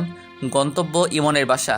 ইমনের বাসায় যেয়ে দেখলাম ইমন নেশা করতেছে, মানে আমিও আগে করতাম একটু একটু, কিন্তু রিয়া আমার জীবনে আসার পর আর কোনোদিন ছুঁয়ে দেখিনি। আজ ইমনকে খেতে দেখে আমারও খেতে ইচ্ছে করলো। ইমনের পাশে বসলাম। কিরে মামা, খাবি? দে খাই। অনেক দিন তো খাই না। ইমনের সাথে মদ খেতে শুরু করলাম, সাথে গাঁজাও। অনেক দিন পর খাচ্ছি, তাই নেশা পুরা চরমে উঠে গেছে। রাতে 11টায় মা ফোন দিল। মা বলো। কই তুই? এই তো মা, ইমনের বাসায়। তাড়াতাড়ি বাসায় আয়। আসতেছি বলে ফোন কেটে দিলাম। ইমনকে বললাম একটা গাজার বিড়ি দে আমাকে। বিড়িটা নিয়ে বাসায় আসলাম। রোজা আর আমি একসাথে খাবার খেলাম। রোজাকে বললাম তুমি ঘুমাও, আমি কিছুক্ষণ পর আসতেছি বলে ছাদে চলে আসলাম। বিড়িটা জ্বালিয়ে খেলাম, খুব ভালো লাগতেছে এখন। রুমে আসলাম। রুমে এসে দেখি রোজা শুয়ে আছে। ওকে দেখে আমি পুরা হ্যাং। ওর কোমরটা দেখে আমি এইভাবে কোনোদিন কোনো মেয়েকে দেখিনি। আমি আস্তে আস্তে ওর পাশে গেলাম। ও সাথে সাথে চোখ খুলে আমার দিকে চেয়ে রইছে। আমি ওর গলায় কিস করতে যাব, এরই মধ্যে রোজা বলল আপনার মুখ থেকে আজ বাজে গন্ধ আসতেছে। কে শোনে কার কথা? আমি ওর গলায় ঘাড়ে কিস করতেছি আর ও নিজেকে ছাড়ানোর চেষ্টা করতেছে। রোজা আমার গালে থাপ্পড় দিয়ে নিজেকে ছাড়িয়ে নিয়ে চিল্লাইয়া বলল কি খেয়ে আসছেন? বাজে গন্ধ আসতেছে আপনার মুখ থেকে। আমি পুরা হ্যাং। রোজা আমার গালে থাপ্পড় মারল, মাথাটা পুরা ছিনছিন করতেছে। রোজার আওয়াজ শুনে মা দরজায় কড়া নাড়তেছে আর বলতেছে কি হয়েছে রোজা? দরজা খোল। সোহান, সোহান কি হয়েছে? দরজা খোল। আমি ছলো ছলো চোখে রোজার দিকে চেয়ে আছি, আর রোজা মাথা নিচু করে বোবা কান্না করতেছে। দরজার ঠক ঠক আওয়াজ বাড়তে লাগলো। দরজার ওপাশে মা আর আব্বু জোরে জোরে বলতেছে দরজা খুলতে। নিজের প্রতি নিজের ঘৃণা হচ্ছে। দরজায় আওয়াজ আরও বাড়তে লাগলো। রোজাও দরজা খুলতেছে না, তাই আমি উঠে দরজা খুললাম। মা তাড়াতাড়ি রুমের ভিতর চলে গেল, আর আব্বু আমাকে জিজ্ঞাসা করলো। কি হয়েছে? আমি কোনো কথা না বলে ছাদে চলে আসলাম। এদিকে মা ঘরে ঢুকে রোজাকে বলল। কি হয়েছে? রোজা কোনো কথা না বলে মাকে জড়িয়ে ধরে কান্না করতে লাগলো। মা বোঝার চেষ্টা করতেছে আসলে ঘরের ভিতরে কি হয়েছে। রোজার মাথায় হাত বুলাতে বুলাতে আবার জিজ্ঞাসা করলো। কি হয়েছে? রোজা কোনো কথা না বলে আরও জোরে জোরে কান্না করতেছে। মা মনে করলো সোহান হয়তো আজ বেশি কিছু করছে, কারণ সোহান আগে পরেও রোজাকে মারছে, বেশি কথা বলছে। কিন্তু রোজা এমনভাবে কাঁদে নাই। কিন্তু আজ না, মা আর ভাবতে পারতেছে না। মার অনেক রাগ হচ্ছে সোহানের উপর। সোহানকে এখন হাতের কাছে পেলে কাঁচা চিবিয়ে খেত। এদিকে আমি ভাবতেছি কি করতে যাচ্ছিলাম রোজার সাথে আমি নেশার ঘরে, কিন্তু তারপরেও রোজা আমার গায়ে হাত দিবে আমি কোনোদিনও ভাবতে পারি নাই। কিছুক্ষণ পর আস্তে আস্তে নিচে নামতে লাগলাম। রুমে ঢুকে দেখি মা আব্বু হল রুমে বসে আছে। মা রুমের দিকে চেয়ে দেখলাম রোজা মার রুমে বিছানার উপর বসে আমার দিকে চেয়ে কান্না করতেছে। তখন মা আমার সামনে এসে বলল, কি হয়েছে সোহান? কানে কি কম শুনিস? কি হয়েছে বল। আমি কোনো কথা না বলে রুমের দিকে যেতে লাগলাম। তখনই আব্বু আমার ঘাড়ে হাত দিয়ে তার দিকে আমাকে ঘুরিয়ে ঠাস ঠাস করে 2টা থাপ্পড় মারল। আমি এইবার অবাক হলাম, কেননা আমার আব্বু আমার গায়ে আমার জানা মতে কোনোদিন হাত দেয় নাই, কিন্তু আজ রোজার জন্য আমার গায়ে হাত দিল। আমাকে মারছে দেখে রোজা রুম থেকে দৌড়ে বের হয়ে আমাকে জড়িয়ে ধরে বলতে লাগলো, আমার স্বামীকে কেউ আমার জন্য মারবেন না। আমি রোজাকে ছাড়িয়ে নিয়ে বললাম, আজ তোমার জন্য আমার আব্বু আমার গায়ে হাত দিল, আরও কত কিছু দেখার বাকি আছে আল্লাহই জানে। বলে রুমে চলে আসলাম। আমার পিছন পিছন মা আর রোজা রুমে ঢুকলো। মা আমাকে বলতে লাগলো, দেখ সোহান, এইভাবে চলতে থাকলে কেউ ভালো থাকবে না। না তুই, না রোজা, না আমরা, বাকিটা তোর হাতে। বলে মা রুম থেকে চলে গেল। রোজা দরজা লক করে আমার পা জড়িয়ে ধরে কান্না করতে লাগলো আর বলতে লাগলো, আমাকে আপনি মাফ করে দিন। বিশ্বাস করেন আমি আপনাকে মারতে চাইনি, আমাকে মাফ করে দিন। বলে হাউমাউ করে কান্না করতে লাগলো। আচ্ছা ঠিক আছে, তুমি ঘুমিয়ে পড়ো। ও তারপরেও আমার পা ধরে কান্না করতে লাগলো। আমি রোজাকে ডানা ধরে ওকে উঠিয়ে বললাম, যাও ঘুমিয়ে পড়ো, রাত অনেক হয়েছে। ও যে গালে আমাকে মারছে, ওই গালে আলতো করে হাত দিয়ে বলল। সত্যি মাফ করেছেন তো? আমি ওর হাতটা গাল থেকে সরিয়ে বললাম, মাফ করছি। আর তুমিও আমাকে মাফ করে দিও। আসলে আমি একটু নেশা করছিলাম তো, তাই ওই টাইমে মাথা ঠিক ছিল না। কি, আপনি নেশা করছেন কেন? ভালো লাগছে করছি, যাও ঘুমিয়ে পড়ো। কেন করছেন আগে সেটা বলেন। এক কথা কিন্তু বারবার বলতে ভালো লাগে না, যাও ঘুমিয়ে পড়ো। রোজা আর কোনো কথা না বলে মাথা নিচু করে বিছানায় যে শুয়ে পড়ল, আর আমি রিয়ার চিঠিটা বের করে পড়তে লাগলাম। প্রিয় সোহান, তুমি যখন এই চিঠিটা পড়বে তখন হয়তো আমি থাকবো না, চিরদিনের জন্য মিশে যাব মাটির সাথে। আচ্ছা, আমি মরে গেলে তুমি কি কষ্ট পাবে? কষ্ট পাবে, কারণ তুমি আমাকে ভালোবাসো। সত্যিই কি তুমি আমাকে ভালোবাসো সোহান? বড্ড জানতে ইচ্ছে করে। অনেক স্বপ্ন ছিল তোমার বউ হবার, আমার কি পোড়া কপাল, স্বপ্নই থেকে গেল। সোহান, একটা মেয়ের সবচাইতে দামি জিনিস কি জানো? মেয়ের স্বামীর ভালোবাসা। আমি চাইলেই তোমাকে আমার করে নিতে পারতাম, কি পারতাম না? কিন্তু একজনের স্বামীকে তার কাছ থেকে কেড়ে নিয়ে নিজেকে সুখী করতে পারবো না। আবার তোমাকে অন্য কারোর সাথে দেখবো, এটাও আমি মেনে নিতে পারবো না। অনেক কথা বলা ছিল তোমাকে, কিন্তু বলার না, কারণ তোমাকে আর কষ্ট দিতে চাই না। আমি কিছুক্ষণ আগে বিষ খেয়েছি, অনেক কষ্ট হচ্ছে আমার সোহান, অনেক কষ্ট হচ্ছে। তোমাকে খুব দেখতে ইচ্ছে করছে সোহান। আচ্ছা সোহান, কবুল বলার সময় তোমার কি একটি বারও আমার কথা কি মনে পড়ে নাই? আজ বড্ড জানতে ইচ্ছে করছে, আজ তোমার কাছ থেকে ভালোবাসা প্রমাণ নিতে ইচ্ছে করছে। আমাকে ক্ষমা করে দিও সোহান, তোমাকে না জানিয়ে চলে যাচ্ছে না ফেরার দেশে। ইহকালে তোমাকে পেলাম না তো কি হয়েছে, পরকালে খুব করে চেয়ে নেবো তোমাকে আল্লাহর কাছ থেকে। আচ্ছা সোহান, আমাকে কি তোমার মনে পড়বে কখনো? বড্ড জানতে ইচ্ছে করে। যদি কোনোদিন আমাকে অনুভব করতে মন চায়, তাহলে তখন চোখ বন্ধ করে তোমার হৃৎপিণ্ড বারবার হাত রেখে ওইখানে খুঁজে পাবে আমায়। যদি কোনোদিন আমাকে অনুভব করতে মন চাই তোমার, তাহলে চোখ বন্ধ করে তোমার হৃৎপিণ্ড বরাবর হাত রেখো, ওইখানে খুঁজে পাবে আমায়। এটি তোমার রিয়া। চিঠিটা পড়ে কান্না আসতেছে, অনেক কান্না আসতেছে। বিছানার দিকে চেয়ে দেখি রোজা আমার দিকে চেয়ে আছে আর কান্না করতেছে। রোজাকে বললাম, কান্না কেন করতেছো? রোজা আমার সামনে এসে হাঁটু ভাঁজ করে আমার সামনে বসলো, আর আমি সোফায় বসা আমার হাতটা ধরে বলতে লাগলো, আপনার কষ্টের ভাগটা দেবেন। আমি ছলো ছলো চোখে রোজার দিকে চেয়ে আছি, আর রোজা আমার দিকে চেয়ে আছে উত্তরের আশায়। আমি কোনো কথা না বলে আস্তে আস্তে সোফার উপর মাথাটা এলিয়ে দিলাম। কখন যে ঘুমিয়ে পড়ছি খেয়ালই করিনি। সকালে ঘুম ভাঙার পর দেখি রোজা আমাকে জড়িয়ে ধরে ঘুমিয়ে আছে। এইটুকু সোফার উপর কি দুইজন ঘুমানো যায়? রোজা আমার শরীরের উপর ঘুমানো, কি মায়াবী চেহারা। ওর ভালোবাসা চাই আমার কাছ থেকে। আমি আদৌ রোজাকে ভালোবাসতে পারবো কি না সন্দেহ হয়।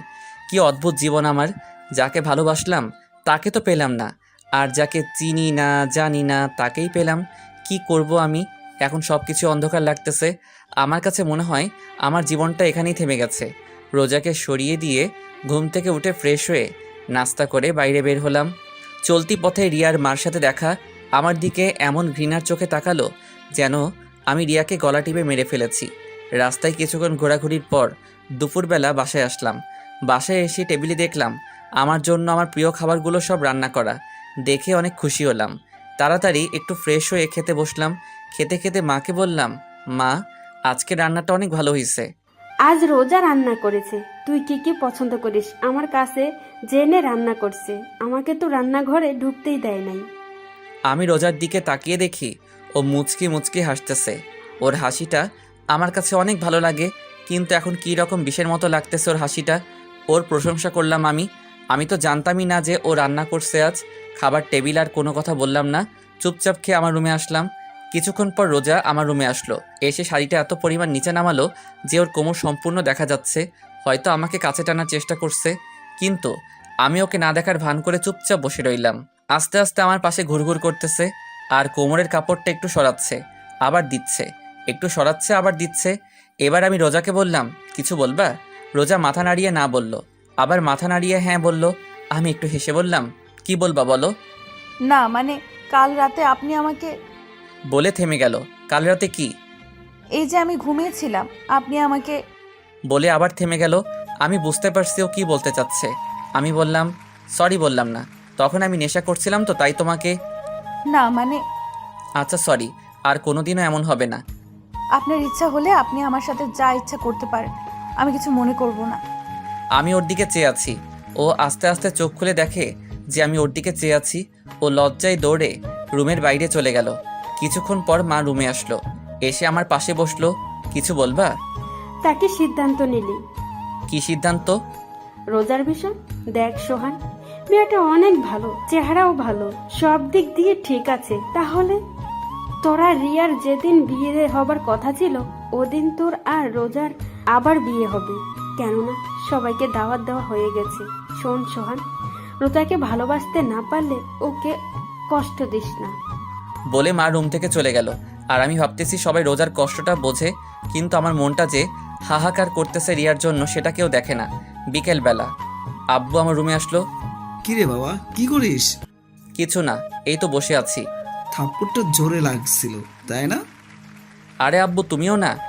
কালকে ব্যাপারটা কিছু মনে করিস না, আসলে আমাদের কোনো মেয়ে নেই তো, তাই রোজকে এইভাবে কাঁদতে দেখে মাথা ঠিক ছিল না। তুই কিছু মনে করিস না বাবা। না আব্বু, আমি কিছু মনে করি নাই। তা বাইরে আয়, বৌমা পায়েস রান্না করছে, আয় একসাথে খাবো। চলো আব্বু। তারপর সবাই একসাথে পায়েস খেলাম। মা আমাকে বলল রোজাকে নিয়ে আমার খালা বাড়ি আর মামা বাড়ি থেকে ঘুরে আসতে। আমাদের বাড়ি থেকে মামা বাড়ি আর খালা বাড়ি 10 মিনিটের রাস্তা। আমি মাকে না বলতে পারলাম না, কারণ সবাই এখন হাসি খুশি আছে। না বললে সবার মুখ কালো হয়ে যাবে। রোজাকে বললাম রেডি হতে। কিছুক্ষণ পর রোজা রেডি হয়ে বোরখা পরে আসলো। বোরখাটা 2-3 জায়গায় ছেঁড়া। আমি বললাম, এই ছেঁড়া বোরখা পরে যাবে? আমার তো আর বোরকা নাই। তা আগে বলবা না তোমার বোরখা নাই? আগে মার্কেট চলো, তোমার কি কি লাগবে কিনে এনে তারপর মামার বাড়ি যাব। বলে রোজাকে নিয়ে বের হতে যাব। এরই মধ্যে মা সামনে এসে আমার বাইকের চাবি আমার হাতে দিল। আমি মায়ের দিকে জিজ্ঞাসার দৃষ্টিতে তাকিয়ে রইলাম। মা বলল, মনে আছে বাইক কেনার সময় কি বলছিলি যে আমি বিয়ে করব তখন বাইকে করে আমার বউকে নিয়ে ঘুরবো, এর আগে আমি বাইক চালাবো না। তা এখন তো বউ আছে, বউকে নিয়ে বাইরে ঘুরতে যাচ্ছ না তো বাইকে নিয়ে যাও। বলে মা আমার হাতে কিছু টাকা দিয়ে চলে গেল। ছোট ভাইয়ের দিকে চেয়ে দেখি ও মিটমিট করে হাসতেছে। নিজের উপর নিজের রাগ হচ্ছে। কেন যে ওই দিন এই কথা বলতে গেলাম। বাইক নিয়ে বের হলাম। এলাকার সবাই আমাদের দিকে চেয়ে আছে একটু ঘৃণার চোখে। বন্ধু বান্ধব তো আমার সাথে কথাই বলে না, শুধুমাত্র ইমন ছাড়া। মার্কেটে এসে কেনাকাটা করে আবার বাসায় আসলাম। রোজা বোরকা চেঞ্জ করে আসলো। প্রথমে মামা বাড়ি আসলাম, কথাবার্তা বলে খালার বাড়ি আসলাম। খালার বাসায় কিছুক্ষণ বসে বাসার দিকে রওনা দিলাম। রোজাকে আজ অনেক হাসি খুশি লাগতেছে। রোজা সবার সাথে এমনভাবে কথা বলছে মনে হয় এনারা সবাই রোজার সাথে যুগ যুগ ধরে পরিচয় আছে। বাসায় আসলাম, এসে হাত মুখ ধুয়ে বিছানায় শুয়ে শুয়ে ভাবতেছি রিয়ার কথা। রিয়া নামটা শুনেই ওকে ভালোবেসে ফেলেছিলাম। রিয়ার কথা আমার মাথা থেকে যায়ই না। সারাদিন ওকে মনে না পড়লেও রাতে চোখ বন্ধ করার সময় রিয়ার কথা আমার মনে পড়ে। কুড়ে কুড়ে খাই আমাকে রিয়ার সাথে কাটানোর স্মৃতিগুলা। রোজা রুমের ভিতর ঢুকলো আর বলল, আম্মু ভাত খেতে ডাকে। আমার এখন ভালো লাগতেছে না, পরে খাবো। এই কথা বলার সাথে সাথে রোজা আমার পাশে এসে আমার কপালে হাত দিয়ে বলল, কেন ভালো লাগতেছে না? শরীর ঠিক আছে তো? আমি রোজার হাতটা আমার কপাল থেকে সরিয়ে বললাম, আরে বাবা তেমন কিছু না, এমনি পরে খাবো। রোজা মুখটা কালো করে বাইরে চলে গেল। কিছুক্ষণ পর মা রুমে আসলো, এসে বলল, কি রে, তুই বলে ভাত খাবি না? পরে খাবো বললাম তো রোজাকে। রোজা না খেয়ে আছে, বলছে তুই না খেলে নাকি খাবে না। মা আমার এসব আগলা পিরিত কিন্তু ভালো লাগে না, চুপচাপ খেতে আয়। বলে মা চলে গেল। আমিও খাইতে যাই নাই, আমার এসব আগলা পিরিত মোটেও ভালো লাগে না। কিছুক্ষণ পর বাইরে থেকে আব্বু ডাকতেছে ভাত খাইতে। একরাশ রাগ নিয়ে খাবার টেবিলে গেলাম। খাবারকে রুমে আসলাম। রোজা মার সাথে একটু কাজ করে রুমে আসলো। আমি বিছানায় শুয়ে আছি। রোজা এসে আমার পাশে শুয়ে পড়ল। আমি উপরের দিকে চেয়ে আছি আর রোজা আমার দিকে। আমি ওর দিকে ফিরে বললাম, কি হলো ঘুমাও? রোজা এক ধ্যানে আমার দিকে চেয়ে আছে। ওর মুখের সামনে আঙুল দিয়ে তুড়ি বাজিয়ে বললাম, কি হলো শুনতে পাও না? কি হইছে? বলছিলাম কি, ওইভাবে তাকিয়ে কি দেখো? আমার স্বামীকে। তা দেখা কি হইছে? হইলে ঘুমাও। না, দেখা হয় নাই। তাহলে তুমি দেখো, আমি ঘুমাই। আপনি এরকম কেন? কি রকম? এই যে আমার সাথে ভালো মতো কথা বলেন না, একটু ভালোবাসেন না। আমি চুপ করে আছি। এই প্রশ্নের উত্তর আমার কাছে নেই। আমার চুপ থাকা দেখে রোজা আমার বুকের উপর হাত দিয়ে একদম মুখের কাছে মুখটা এনে বলল। একটু ভালোবাসলে কি হয়?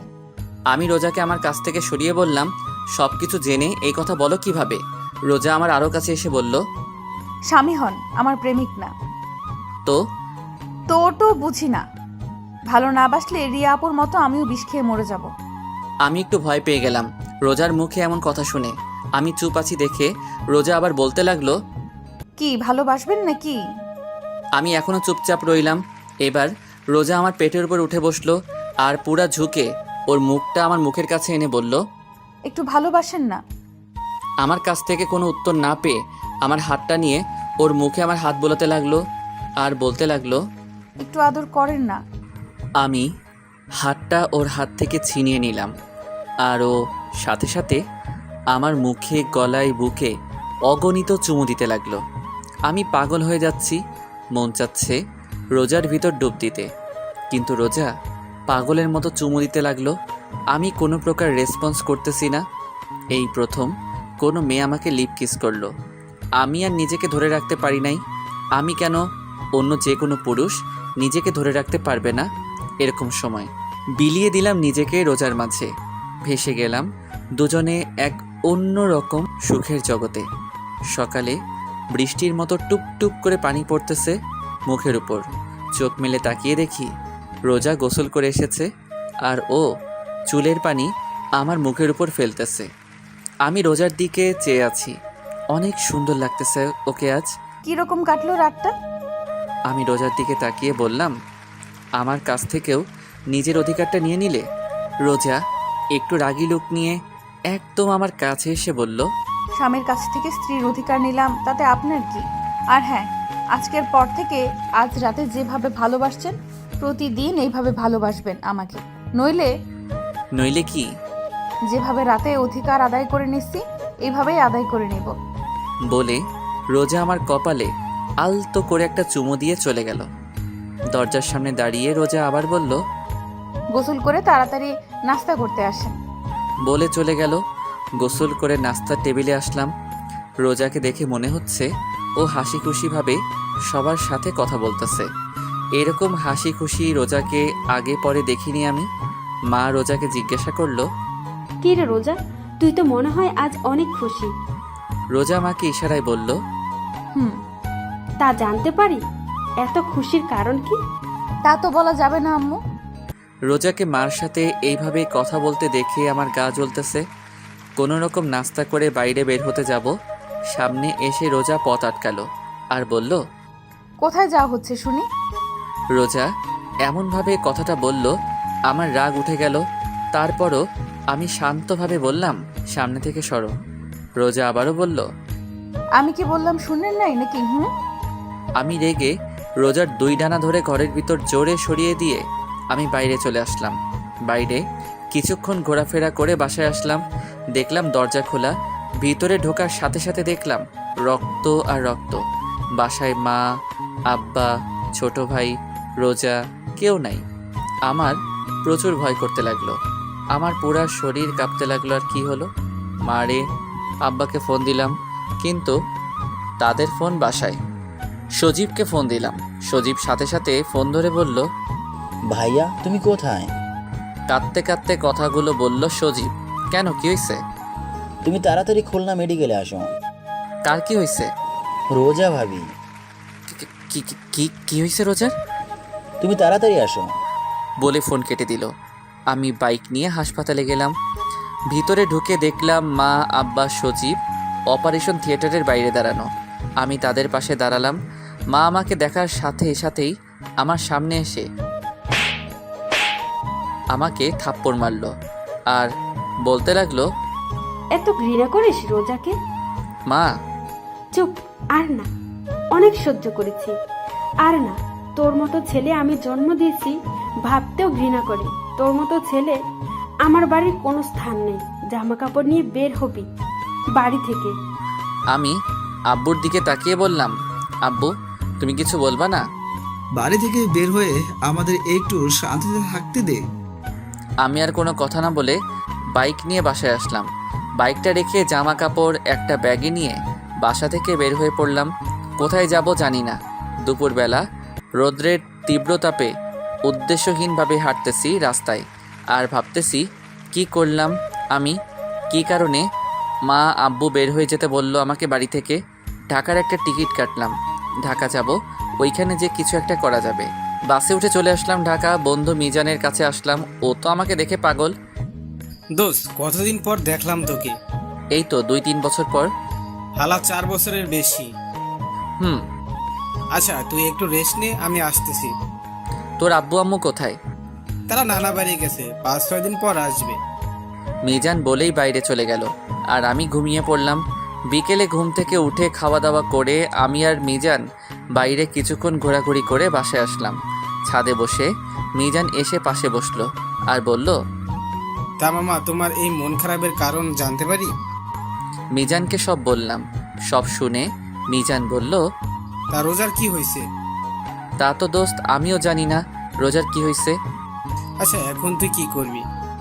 কিছু তো একটা করা লাগবে। কোনো কাজ কাম আছে তোর হাতে? এখানে তো নাই, তো খুঁজতে হবে। আচ্ছা, নিচে আয়, খেয়ে ঘুমাতে হবে। তুই যা, আমি আসছি। কিছুক্ষণ পর নিচে আসলাম, খাওয়া দাওয়া করে ঘুমিয়ে পড়লাম। সকালে মিজান আমাকে ঘুম থেকে উঠিয়ে বলল, সোহান, আমি কাজে গেলাম, নাস্তা টেবিলে রেডি আছে, ভাত তরকারি ফিরিয়ে আছে, ওভেনে গরম করে খেয়ে নিস, আমি গেলাম। মিজান কাজে চলে গেল। কোনো কাজ কাম নাই, তাই আমি আবার ঘুমিয়ে গেলাম। এদিকে অপারেশনের পর রোজাকে কেবিনে দেওয়া হলো। রোজার জ্ঞান ফেরার পর আব্বু আম্মু সবাইকে দেখলো, কিন্তু সোহানকে দেখলো না। রোজা মনে মনে ভাবতেছে হয়তো কেবিনের বাইরে আছে। এইভাবে ভাবতে ভাবতে সকাল গড়িয়ে দুপুর, দুপুর গড়িয়ে রাত, সোহানের দেখা নাই। রোজার এমন অস্থিরতা দেখে মা জিজ্ঞাসা করলো, কি হয়েছে, এমন করতেছিস কেন? রোজা সহ্য করতে না পেরে কান্না করে দিল। কি রে, কি হয়েছে বলবি তো? রোজা কাঁদতে কাঁদতে বলল, উনি কই? উনি কে? আমার স্বামী। ও সোহান, ও একটা কাজে কিছুদিনের জন্য বাইরে গেছে। মা আর কোনো কথা বলল না, উঠে বাইরে চলে আসলো। আর রোজা মনে মনে ভাবতেছে, আমি হসপিটালে, তারপরও উনি চলে গেছে। আমার চাইতে কাজ বড় ওনার। আসুক উনি, আর কথা বলবো না। ওনার সাথে কিভাবে নিজেকে রোজার মনে অভিমান জমতে থাকে সোহানের প্রতি। এদিকে রাতে, দোস্ত, একটা কাজ আছে, করবি? কি কাজ? ড্রাইভারি। তুই তো ড্রাইভ করতে জানিস। আচ্ছা, আমি করব। কবে থেকে যাব? সকালে তুই আর আমি যে কথা বলবো, আর বেতন 15 বা 16,000 দিতে পারে। করবি তুই? শখের বসে গাড়ি চালানো শিখছিলাম, কিন্তু এখন। তারপর ঘুমিয়ে পড়লাম। সকালে যে কথাবার্তা বলে কাজে লেগে গেলাম। এভাবে দেখতে দেখতে 10 দিন কেটে গেল। সোহান আর রোজার আবার বিয়ে হবার কথা ছিল, কিন্তু সোহান নাই, তাই বিয়েও হয় নাই। রোজা এই 10 দিনে 1000 বারের উপর মা আব্বুকে জিজ্ঞাসা করলো সোহানের কথা। উনি কোথায় আছে, কি করে, কবে আসবে ইত্যাদি। সোহানের আব্বু আম্মু কৌশলে এড়িয়ে যায় রোজার থেকে। রোজা একা একা থাকতে পারতেছে না, দম বন্ধ হয়ে আসছে রোজার। একটা মুহূর্ত সোহানকে ছাড়া ভাবতে পারে না রোজা। এইভাবে দেখতে দেখতে আরও 20 দিন কেটে গেল। রোজা এই কয়দিনে ভালোভাবে লক্ষ্য করলো যে ও হাসপাতাল থেকে আসার পরে কাউকে সোহানের সাথে কথা বলতে দেখে নাই। ফোনে কেউ সোহানের কথা জিজ্ঞাসা করে না, সবাই যে যার কাজে ব্যস্ত থাকে। তাহলে সোহান কোথায় গেছে? আজকে আমার জানতেই হবে সোহান কোথায়। রোজা সোজা সজীবের রুমে গেল, যে সজীবকে জিজ্ঞাসা করলো, সজীব, তোমার ভাইয়া কই? ভাইয়া তো একটা কাজে বাইরে গেছে, কদিন পর চলে আসবে। সজীব, তোমার ভাইয়ার কসম, তোমার ভাইয়া কোথায় আমাকে বলো। না মানে ভাবি। সজীব বলো। সজীব আমতা আমতা করে বলল, ভাইয়াকে বাসা থেকে বের করে দিয়েছে আব্বু আম্মু। রোজা কথাটা শুনে ধপ করে নিচে বসে পড়ল আর বলল, কেন? তোমার জন্য। আমার জন্য মানে? ওই দিন তোমাকে ধাক্কা দিয়ে ফেলে দিচ্ছিল, তাই তোমার মাথা পেটে রক্ত পড়তেছিল। আমরা তোমাকে হাসপাতালে নিয়ে গেছিলাম। তখন ভাইয়া হাসপাতালে আসে, তখন মা আব্বা তাকে বাসা থেকে বের করে যেতে বলছিল। তখন ভাইয়া চলে যায়। ভাইয়া এখন কোথায় আছে আমরা জানি না। রোজা হাউমাউ করে কান্না করতে লাগলো। রোজার চোখ থেকে কান্নার স্রোত বইতে থাকলো। রোজার কান্নার আওয়াজ শুনে সোহানের মা রুমে ঢুকলো। সজীবের দিকে তাকালো। সজীব ইশারায় মাকে বলল, সব বলে দিছি। মা আস্তে। রোজার মাথায় হাত রাখলো। রোজা ফুপিয়ে কাঁদতে কাঁদতে বলল, আম্মু ওই দিন ইনে আমাকে ধাক্কা দেয় নাই, শুধু সরিয়ে দিছে। আমার শাড়ি ওই দিন পায়ে পেঁচিয়ে গিয়েছিল, তার জন্য আমি পড়ে গেছি। সোহানের মা রোজার কথা শুনে নিশ্চুপ। কি বলবে? সে তো ভাবছে রোজাকে সোহান দেখতে পারে না, ঘৃণা করে, তাই ওই দিন ধাক্কা দিয়ে ফেলে দিছে। ওই দিন রোজাকে সোহান সরিয়ে দেওয়ার কারণে রোজার পায়ে রোজার শাড়ি পেঁচিয়ে যায় আর রোজা পড়ে যায়। মারাত্মকভাবে আঘাত হয় রোজার, তাই অনেক রক্তক্ষরণ হয়। এত রক্ত দেখে সোহানের মা ভয় পেয়ে যায়। লজ্জা, ঘৃণা, রাগে, অভিমানে ওই দিন সোহানকে বাড়ি থেকে বের হয়ে যেতে বলে সোহানের মা, সাথে সোহানের আব্বুও। কিন্তু সোহান সত্যি চলে যাবে এটা তারা ভাবতেও পারেনি। তারপর যখন চলে গেছে তাদের এক বিন্দু আফসোস হয় নাই সোহানের জন্য, কিন্তু এখন হচ্ছে আফসোস রোজার কথা শুনে। কেন যে ওই দিন সোহানকে যেতে বলল। সোহানের মা রোজার মাথায় হাত বুলাতে বুলাতে বলল, চলে আসবে সোহান। রোজা অনবরত কান্না করতেছে।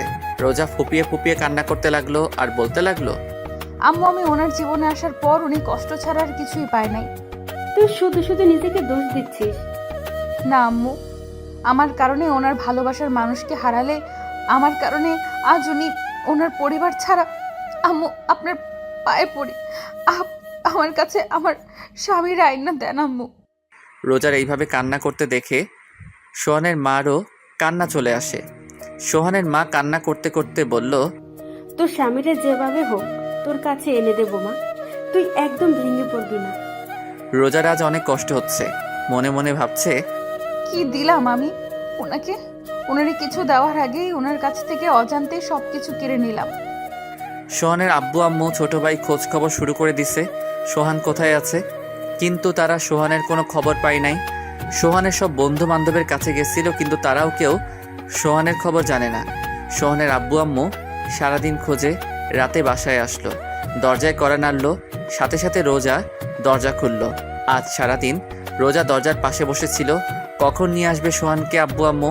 কিন্তু দরজা খুলে সোহানের আব্বু আম্মুর মুখ কালো দেখে রোজা কান্না করতে লাগলো আর বলতে লাগলো, আম্মু আমার স্বামী কই? মা কি বলবে, তার কাছে কোনো উত্তর নাই। তারপরও কোনো রকম ভাবে রোজাকে বলল, দেখ মা, তুই কোনো চিন্তা করিস না, আমি যেভাবে হোক তোর স্বামীকে তোর কাছে ফিরিয়ে দেব। রোজা মাকে জড়িয়ে ধরে কান্না করতে লাগলো। আম্মু আমি এত কষ্ট সইতে পারতেছি না, ওনারে ছাড়া আমার দম বন্ধ হয়ে আসে। মা রোজাকে বলল, একটু ধৈর্য ধর। আর কত আম্মু, এতদিন তোমরা আমারে কেন মিথ্যা বলছো যে উনি কাজে গেছে? তুই অসুস্থ ছিল আর আমি জানি তুই সোহানকে ভালোবাসিস। তুই যদি জানতি সোহান চলে গেছে তাহলে তুই কষ্ট পাবি, ভেঙে পড়বি, তাই বলিনি। কিন্তু আমি তোকে ওয়াদা করতেছি সোহানকে তোর কাছে এনে দেব যেভাবে হোক। এদিকে সোহান একটা আলাদা রুম নিছে। এখন একা একা মাঝে মাঝে মিজান এসে দেখা করে যায়। আমি সকাল 10টায় কাজে যাই আর বিকাল 4 বা 5টায় বাসায় আসি।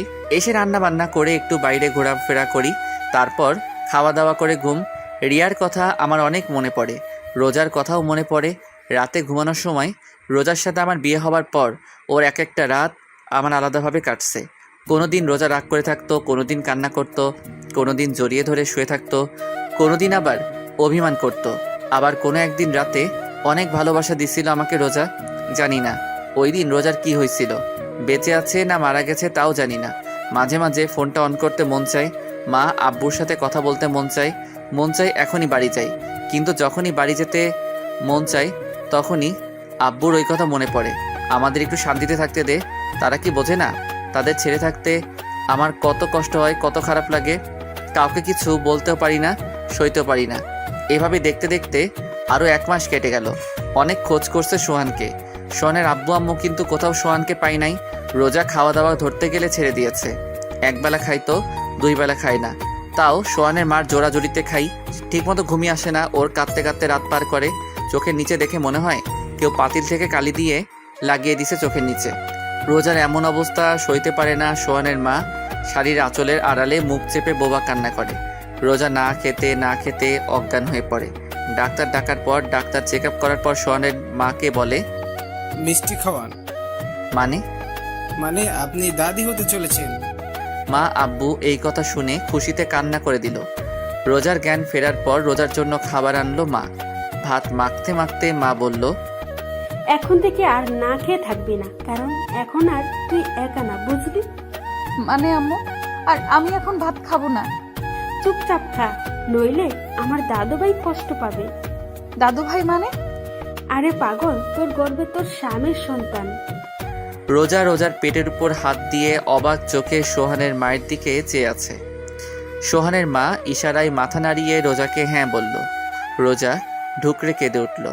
সোহানের মা বাম হাত দিয়ে রোজাকে জড়িয়ে ধরে বলল, এখন থেকে আর তুই নিজেকে নিজে কষ্ট দিবি না। এখন তোর ভিতরে কিন্তু ছোট্ট সোহান বড় হচ্ছে। রোজা অনবরত কান্না করতে আছে। আস্তে আস্তে রোজাকে ভাত খাওয়ানোর পর রোজাকে শুইয়ে দিয়ে সোহানের মা চলে আসলো। রোজা বিছানায় শুয়ে শুয়ে একা একা বলতেছে, কোথায় আপনি? আমার কথা কি আপনার মনে পড়ে না? আমি কি করছি? আমাকে এইভাবে কেন কষ্ট দেন? আমারও নিয়ে যাইতেন আপনার সাথে। আমার ভালো লাগে না আপনারে ছাড়া। আপনি কেন বোঝেন না? পাগলের মতো একা একা কথা বলতে থাকে রোজা। এভাবে দেখতে দেখতে আরো 1 মাস চলে গেল। রোজা এখন নিজেকে একটু শক্ত করছে, কারণ তার স্বামীর সন্তান তার গর্ভে। বিয়ের পর সোহানকে কিছুই দিতে পারে নাই রোজা, তাই সোহান যে দিন আসবে সেদিন সোহানকে সোহানের সন্তান দেবে।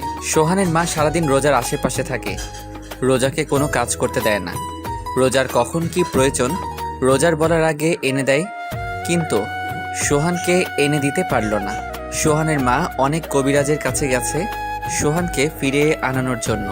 কবিরাজরা তাবিজ তুবিজ দিছে, কিন্তু তাতে কোনো কাজ হয় নাই। রিয়ার আম্মু কিভাবে সোহানের বিয়েটা হয়েছে সেটা জানার পর রোজাকে দেখতে আসছিল, কিন্তু ওনার ভুলটা বুঝতে পারে যে এই বিয়েতে সোহানের কোনো মত ছিল না। শুধু সোহানের আব্বু আম্মুর জন্য দায়ী করে বিয়েটা করছে। রোজা এতিম জেনে রোজাকে রিয়ার স্থান দেয় রিয়ার মা। রোজাকে মেয়ে হিসেবে মেনে নেয় রিয়ার মা সোহানের আম্মুকে বলে, সোহান যেদিন আসবে তারপরে তিনি রোজাকে আমাদের বাড়ি থেকে অনুষ্ঠান করে উঠিয়ে দেবে সোহানের ঘরে। একটু হলেও শান্তি বিরাজ করতেছিল সোহানের ঘরে, কিন্তু এদিকে সোহান কাজে যায়, খায় দায়, ঘুমায়। এখন রিয়ার চাইতে রোজাকে বেশি মনে পড়ে, কেন জানি না। মন চায় রোজার কাছে যাইতে। মাঝে মাঝে মনে হয় রোজা আমাকে ডাকতেছে। কি মনে করে আজ ফোনটা অন করলাম, হাজার হাজার SMS, মিসড কল, মা, আব্বু, সজীব, ইমন, আরও কিছু বন্ধুদের মিসড কল আসছে। খুব বেশি অবাক হলাম রিয়ার মার মিসড কল দেখে। ফোনটা হাতে নিয়ে এইসব SMS-গুলো দেখতেছিলাম। এরই মধ্যে সজীবের ফোনটার দিকে এক ধ্যানে তাকিয়ে আছি। দেখতে দেখতে ফোনটা কেটে গেল, ধ্যানটাও ভেঙে গেল। আবার ফোন সজীবের, রিসিভ করলাম। হ্যালো ভাইয়া, তুমি কোথায়? আমি নিশ্চুপ, কোনো কথা বলতেছি না। সজীব হ্যালো হ্যালো বলেই যাচ্ছে। মা মা মা, ভাবি ভাবি, ও ভাবি। কি হয়েছে? ফোনের ওপাশে থেকে এই কথাগুলো শুনে ফোনটা কেটে দিলাম। কেন জানি না মার কণ্ঠস্বরটা শুনে মনটায় কী রকম একটা শান্তি লাগতেছে। ফোনটা অফ করে ঘুমিয়ে পড়লাম। এদিকে সোহানের ফোন অন পেয়ে সজীব অনেক খুশি হয়, কিন্তু সজীবের খুশি মাটি চাপা পড়ে যায় সোহান ফোন কেটে দেওয়াতে। সজীবের সামনে মা ভাবি দাঁড়িয়ে আছে, জিজ্ঞাসার দৃষ্টিতে তাকিয়ে আছে সজীবের দিকে। সজীব শান্তভাবে বলল, ভাইয়ার ফোন অন পাইছিলাম, ফোন ধরে হ্যাঁ বলেই কেটে দিল, এখন ফোন বন্ধ বলতেছে। রোজা মুখটা আড়াল করে কান্না করে দৌড়াতে দৌড়াতে রুমে চলে গেল। বিছানার উপর লাফ দিয়ে শুয়ে কান্না করতে লাগলো। সোহানের মা দরজার আড়াল করে দাঁড়িয়ে রোজার এমন কান্না দেখে। দেখা ছাড়া যে তার আর কিছুই করার নাই। রিয়ার আব্বু আম্মু, সোহানের আব্বু আম্মু, সজীব সোহানের কিছু খালাতো ভাই মিলে সোহানকে খুঁজছিল, কিন্তু কোথাও পেল না। খুঁজলো বলতে সোহানের সব বন্ধুদের বাসায় আরও টুকটাক জায়গায়। রাতে সবাই বাসায় আসলো খালি হাতে। দরজা খুলে যখন দেখে সোহান নাই, নিমিষেই মুখটা অন্ধকার হয়ে যায় রোজার। এভাবে দেখতে দেখতে আরও কিছুদিন কেটে গেল। একদিন সকালে ইমন আসলো সোহানের বাসায়। দরজায় কড়া দিয়ে দাঁড়িয়ে আছে। সোহানের আম্মু এসে দরজা খুলল। ইমনকে দেখেই বলল, আরে ইমন, আয় ভিতরে আয়। ইমন ভিতরে যে বসলো। তুই বস, আমি চা নিয়ে আসি। না খালা, চা খাবো না, একটু আগে খেয়েছি। আগে বলেন, সোহানের কোনো খোঁজ পাইলেন? না, এখনো কোনো খোঁজ খবর পাই নাই। তুই জানিস সোহান কোথায়? জানি না কোথায় আছে, কিন্তু কার কাছে আছে সেটা জানি। ইমনের কথা শুনে মার চোখ ভিজে উঠল। ভেজা ভেজা চোখে ইমনকে জিজ্ঞাসা করলো, কার কাছে আছে আমার সোহান? খালা মিজান থাকতো না আপনাদের বাসার বাসায়? আমার মনে হয় সোহান ওর কাছে আছে, কেননা এই দেখেন মিজান আর সোহানের একটা ফটো ফেসবুকে মিজান ছাড়ছে। সোহানের মা এক ধ্যানে ছবিটার দিকে তাকিয়ে আছে। ফোনটা হাতে নিয়ে রোজার রুমে গেল সোহানের মা, যে দেখে রোজা বিছানায় শুয়ে শুয়ে পেটের উপর হাত দিয়ে কান্না করতেছে। রোজা সোহানের মাকে দেখে বৃথা চেষ্টা করলো চোখের পানি আড়াল করার। সোহানের মা রোজার পাশে বসে ফোনটা দেখিয়ে বলল, এই দেখ তোর স্বামী। রোজা চুপচাপ ছবিটার দিকে তাকিয়ে আছে। ফোনটায় সোহানের ছবির উপর হাত দিয়ে সোহানকে অনুভব করতে লাগলো, আর চোখ থেকে তো পানি পড়তেছে। তুই আর কান্না করবি না, তোর স্বামীরা তোর কাছে 2 দিনের মধ্যে এনে দিব। আম্মু আমি এখনই যাবো ওনার কাছে। এতদিন ধৈর্য ধরছিস, আর 2টা দিন মা, একটু ধৈর্য ধর। এই কথা বলে ফোনটা নিয়ে ইমনের কাছে দিল। আরও কিছুক্ষণ ইমনের সাথে কথা বলল মা। তারপর ইমন চলে গেল। কিছুক্ষণ পর সোহানের আব্বু বাসায় আসলো। আসার সাথেই সোহানের আম্মু জিজ্ঞাসা করলো, পাশের বাসা রেহানারা থাকতে মনে আছে? মনে থাকবে না কেন? মিজানের আম্মু কথা বলছো তো? হুম। তারা তো 4 বছর আগে এখান থেকে চলে গেছে, তো এখন কি? আমাদের সোহান ওখানে। কি? তোমার ডায়েরিতে নাম্বার আছে, ফোন দাও রোহানকে। তুমি জানলে কেমন করে? আর ওরাতে ঢাকা থাকে? এত কথা বলার সময় নাই, তুমি নাম্বার বের করে ফোন দাও। আর আমি জানি ওরা ঢাকা থাকে, তার জন্য সচিব গেছে টিকিট কাটতে। তুমি শুধু ফোন দিয়ে জিজ্ঞাসা করো ঢাকা কোথায় থাকে সোহান। মিজানের মার সাথে কথাবার্তা বলে রওনা হলো ঢাকার উদ্দেশ্যে। সোহানের আব্বু আম্মু সজীব আর রোজাও যাচ্ছে ঢাকায়। সারাটা পথ রোজা কান্না করতেছিল, কিন্তু ওর মুখে এক অদ্ভুত রকমের তৃপ্তি ছিল। সকাল 8টায় দরজায় অনেক জোরে ধাক্কাধাক্কির আওয়াজ শুনে ঘুম ভাঙল। ঘুম ঘুম চোখে দরজা খোলা মাত্রই কেউ একজন ঝাপটে করে জড়িয়ে ধরল। সামনের দিকে তাকিয়ে দেখি মা, আব্বু, সজীব দাঁড়িয়ে আছে, আর রোজা আমাকে জড়িয়ে ধরে কান্না করতে লাগলো। রোজাকে নিজের থেকে ছাড়িয়ে নিতে যাব, তখনই মা ইশারায় বলল ওকে রুমে নিয়ে যেতে। রোজার কানের কাছে মুখ নিয়ে বললাম, ছাড়ো, সবাই দেখতেছে। রোজা কোনো কথা বলতেছে না, আমাকে জড়িয়ে ধরে কান্না করতেছে। রোজাকে জড়িয়ে ধরা অবস্থায় রুমে নিয়ে আসলাম। ওকে বিছানায় বসাতে যাব, রোজা আরও আমাকে ঘুরিয়ে বিছানায় ফেলে আমার বুকে মাথা দিয়ে কান্না করতেছে। ওর এমন কান্না দেখে নিজের কাছে অনেক খারাপ লাগতেছে। আমি রোজাকে বললাম, কান্নাটা থামাও, আমার শার্ট ভিজে যাচ্ছে। রোজা আমার কথার কোনো উত্তর না দিয়ে আমাকে আরও জোরে জড়িয়ে ধরে কান্না করতে লাগলো। রোজা প্লিজ কান্নাটা থামাও। রোজা কোনো কথা না বললে আমার হাতটা ওর পেটের উপর রাখলো। চলো চলো চোখে তাকিয়ে আছে রোজা, আমার বুঝতে বাকি না রোজা পেটের উপর হাত দিয়ে কি বোঝাতে চাচ্ছে। আমি খুশিতে ওর কপালে একটা গভীর চুমু খাই। রোজা চোখ বুঝে আরও শক্ত করে জড়িয়ে ধরলো আমায়। কিছুক্ষণ পর রোজা ঘুমিয়ে পড়ছে আমার বুকে। মা দরজার সামনে দাঁড়িয়ে আমাকে ডাকতেছে, উঠতে যাব। এর মধ্যে মা রুমে ঢুকলো। রোজা এখনো আমাকে জড়িয়ে ধরে ঘুমিয়ে আছে। উঠতে যাব, এরই মধ্যে মা বলে উঠলো, থাক, উঠা লাগবে না, শুয়ে থাকতে। রোজার মাথায় হাত বুলাতে বুলাতে মা বলল, কতদিন পর মেয়েটাকে একটু শান্তিতে ঘুমাতে দেখলাম। তুই চুপচাপ শুয়ে থাক, ওর ঘুম ভাঙলে উঠিস। মা এই কথা বলে বাইরে থেকে দরজা লাগিয়ে চলে গেল। আমি পলকহীনভাবে তাকিয়ে আছি রোজার দিকে। কত বদলে গেছে মাত্র কয়েক মাসে। ওর চোখে মুখে আগের মতো সেই মায়া নেই, কিন্তু কষ্টের ছাপ স্পষ্ট।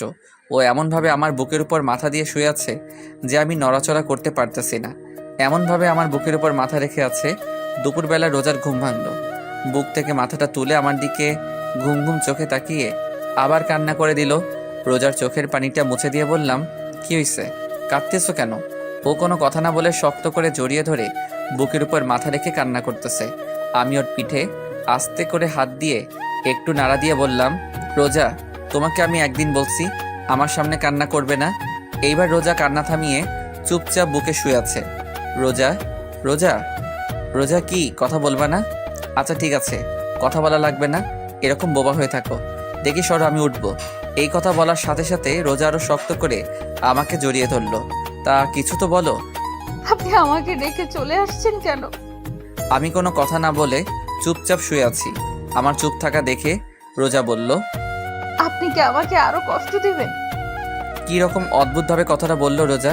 আমার কাছে মনে হলো ওর এই কথাটা বলতে অনেক কষ্ট হয়েছে। আমার আবার চুপ থাকা দেখে রোজা আস্তে আস্তে ওর মুখটা আমার মুখের কাছে আনলো আর বলল, কি হলো? এখন তো দেখি আপনি বোবা হয়ে গেছেন। আমি কি বলবো? ও জোরে জোরে নিঃশ্বাস নিতেছে আর ওর সব নিঃশ্বাস আমার মুখের উপর পড়তেছে। অনেক ভালো লাগতেছে এই মুহূর্তটা। মন চাচ্ছে ওর ঠোঁটে একটু ডুব দেই, কিন্তু মনের কথা মনে রেখে রোজাকে আমতা আমতা করে ঢোক গিলে বললাম, শুধু রোজা। রোজা বলার সাথে সাথে রোজা ও ঠোঁটটা আমার ঠোঁটে ডুবিয়ে দিল। কতক্ষণ ছিলাম আমি জানি না। দরজায় কড়া শুনে দুজনের হুঁশ আসে। লজ্জায় কেউ কারো দিকে তাকাতে পারছি না। আমি দরজা খুলতে যাব, এরই মধ্যে রোজা চিল্লায়, বলে উঠল, কে? দরজার ওপাশ থেকে মা বলে উঠল, আমি। আম্মু তুমিও না, তুমি যাও, আমরা পরে বের হচ্ছি। আচ্ছা, তোর যখন খুশি তখন বের হ।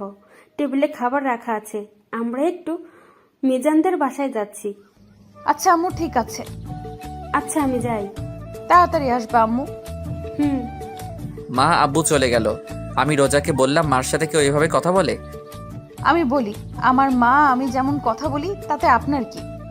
ওই কথা বলে রোজা আবার ওর ঠোঁট আমার ঠোঁটের কাছে আনতে লাগলো। আমি বললাম, রোজা না, একদম না। আবার ডুবিয়ে দিল রোজা রোজার ঠোঁট আমার ঠোঁটের উপর। কিছুক্ষণ পর নিজেকে রোজার কাছ থেকে ছাড়িয়ে নিয়ে বললাম, যাও হাত মুখ ধুয়ে আসো, ভাত খাবো। না, আমার খিদা নাই, আমি অন্য কিছু খাবো। আমার ঠোঁট দেখিয়ে বলল কথাটা। আমিও একটু রাগী লুক নিয়ে বললাম, এতক্ষণ খাইছো, মন ভরে নাই? ও একটু কান্না করে দিয়ে বলল, আপনি খালি রাগ দেখান আমার উপর। আচ্ছা আচ্ছা, আর রাগ দেখাবো না, এইবার তো কান্না থামাও। আগে আমার এইখানে এইখানে এইখানে চুমু দেবেন, তাহলে কান্না থামাবো। একটু বেশি বেশি হয়ে যাচ্ছে না? এইবার রাগী লোক নিয়ে বলল, দেবেন না তাই তো? আপনি আর কি দিছেন আমাকে কষ্ট ছাড়া? আচ্ছা আচ্ছা দিতেছি, বলে ওর দিকে আগাতে লাগলাম। ও চোখ বন্ধ করে আছে, চোখটা হালকা ভিজা ভিজা, ঘন ঘন ঢোক গিলতেছে। চোখের নিচে কালো দাগ পড়ে আছে, তো কি হয়েছে? ওকে এখন অনেক সুন্দর লাগতেছে। আমি একদম ওর কাছে গিয়ে দাঁড়িয়ে আস্তে করে বললাম, দেওয়া কি লাগবেই? রোজা কোনো কথা না বলে চোখ বন্ধ থাকা অবস্থায় মাথা নাড়িয়ে হ্যাঁ বলল। আমি প্রথমে ওর কপালে, তারপর ঠোঁটে, তারপর গলায় একটা একটা করে চুমু দিলাম। গলায় চুমু দেওয়ার সাথে সাথে রোজা আমাকে ঝাপটে ধরলো। অনেকক্ষণ পর ছাড়লো আমাকে। যাও হাত মুখ ধুয়ে আসো, ভাত খাবো এখন। হুম। রোজা ফ্রেশ হয়ে আসলো, তারপর আমি একটু ফ্রেশ হলাম। দুজনে একসাথে খাবার টেবিলে বসলাম। আমি খেতে শুরু করলাম, কিন্তু রোজা না খেয়ে আঙুল দিয়ে ভাত নাড়াচাড়া করতেছে। তাই আমি বললাম, খাও। রোজা কোনো কথা বলতেছে না। আমি আবার বললাম, কি হলো, খাও। এবার রোজা আমতা আমতা করে বলল, কেউ যদি খাওয়াইয়া দেয় তাহলে আমি খাবো, আর নইলে খাবো না। এই যে ঢং না করে চুপচাপ খাও। রোজা কোনো কথা না বলে খাবার টেবিল থেকে উঠে রুমে চলে গেল। আমি এখন আর কি করব? একটা প্লেটে ভাত তরকারি নিয়ে রুমে আসলাম। রুমে এসে দেখি রোজা বিছানায় শুয়ে কান্না করতেছে। আমি ওর ঘাড়ে হাত দিয়ে ডাক দিলাম, রোজা এই নাও খাও, না খাইলে তো শরীর খারাপ হবে তোমার। আমি না খেলে আপনার কিছু যায় আসে? আর আমার শরীর খারাপ হলে আপনার কি? তোমার শরীর খারাপ হলে আমার কিছু যায় আসে না, কিন্তু আমার সন্তান তোমার গর্ভে। তোমার শরীর খারাপ হলে আমার সন্তানেরও সমস্যা হবে। নাও হা করো। এখনো মুখ ফুলিয়ে অন্যদিকে ফিরে বসে আছে রোজা। ওর শরীর আর ওর চেহারা দেখে অনেক কষ্ট হচ্ছে। মাত্র কয়েক মাসে কি অবস্থা করছে নিজের, আর কয়েক মাস ওর থেকে দূরে থাকলে হয়তো মরেই যেত। ওর গাল ফুলিয়ে বসে থাকতে দেখতে আমার একদমই ভালো লাগে না। রোজাকে আবার বলতে লাগলাম, রোজা তোমার জন্য আমার মনে একটু হলেও জায়গা হয়েছে, কিন্তু কতখানি জায়গা হয়েছে তা আমি জানি না, কারণ আমি এখনও রিয়াকে ফিল করি, অনুভব করি। এইবার রোজা আমার দিকে ফিরল আর বলল, আপনার মনে আমার জন্য যতটুকু জায়গা হয়েছে তাতেই আমার হবে, আর বাকিটুকু জায়গা আপনি রিয়া আপুকে রাখবেন।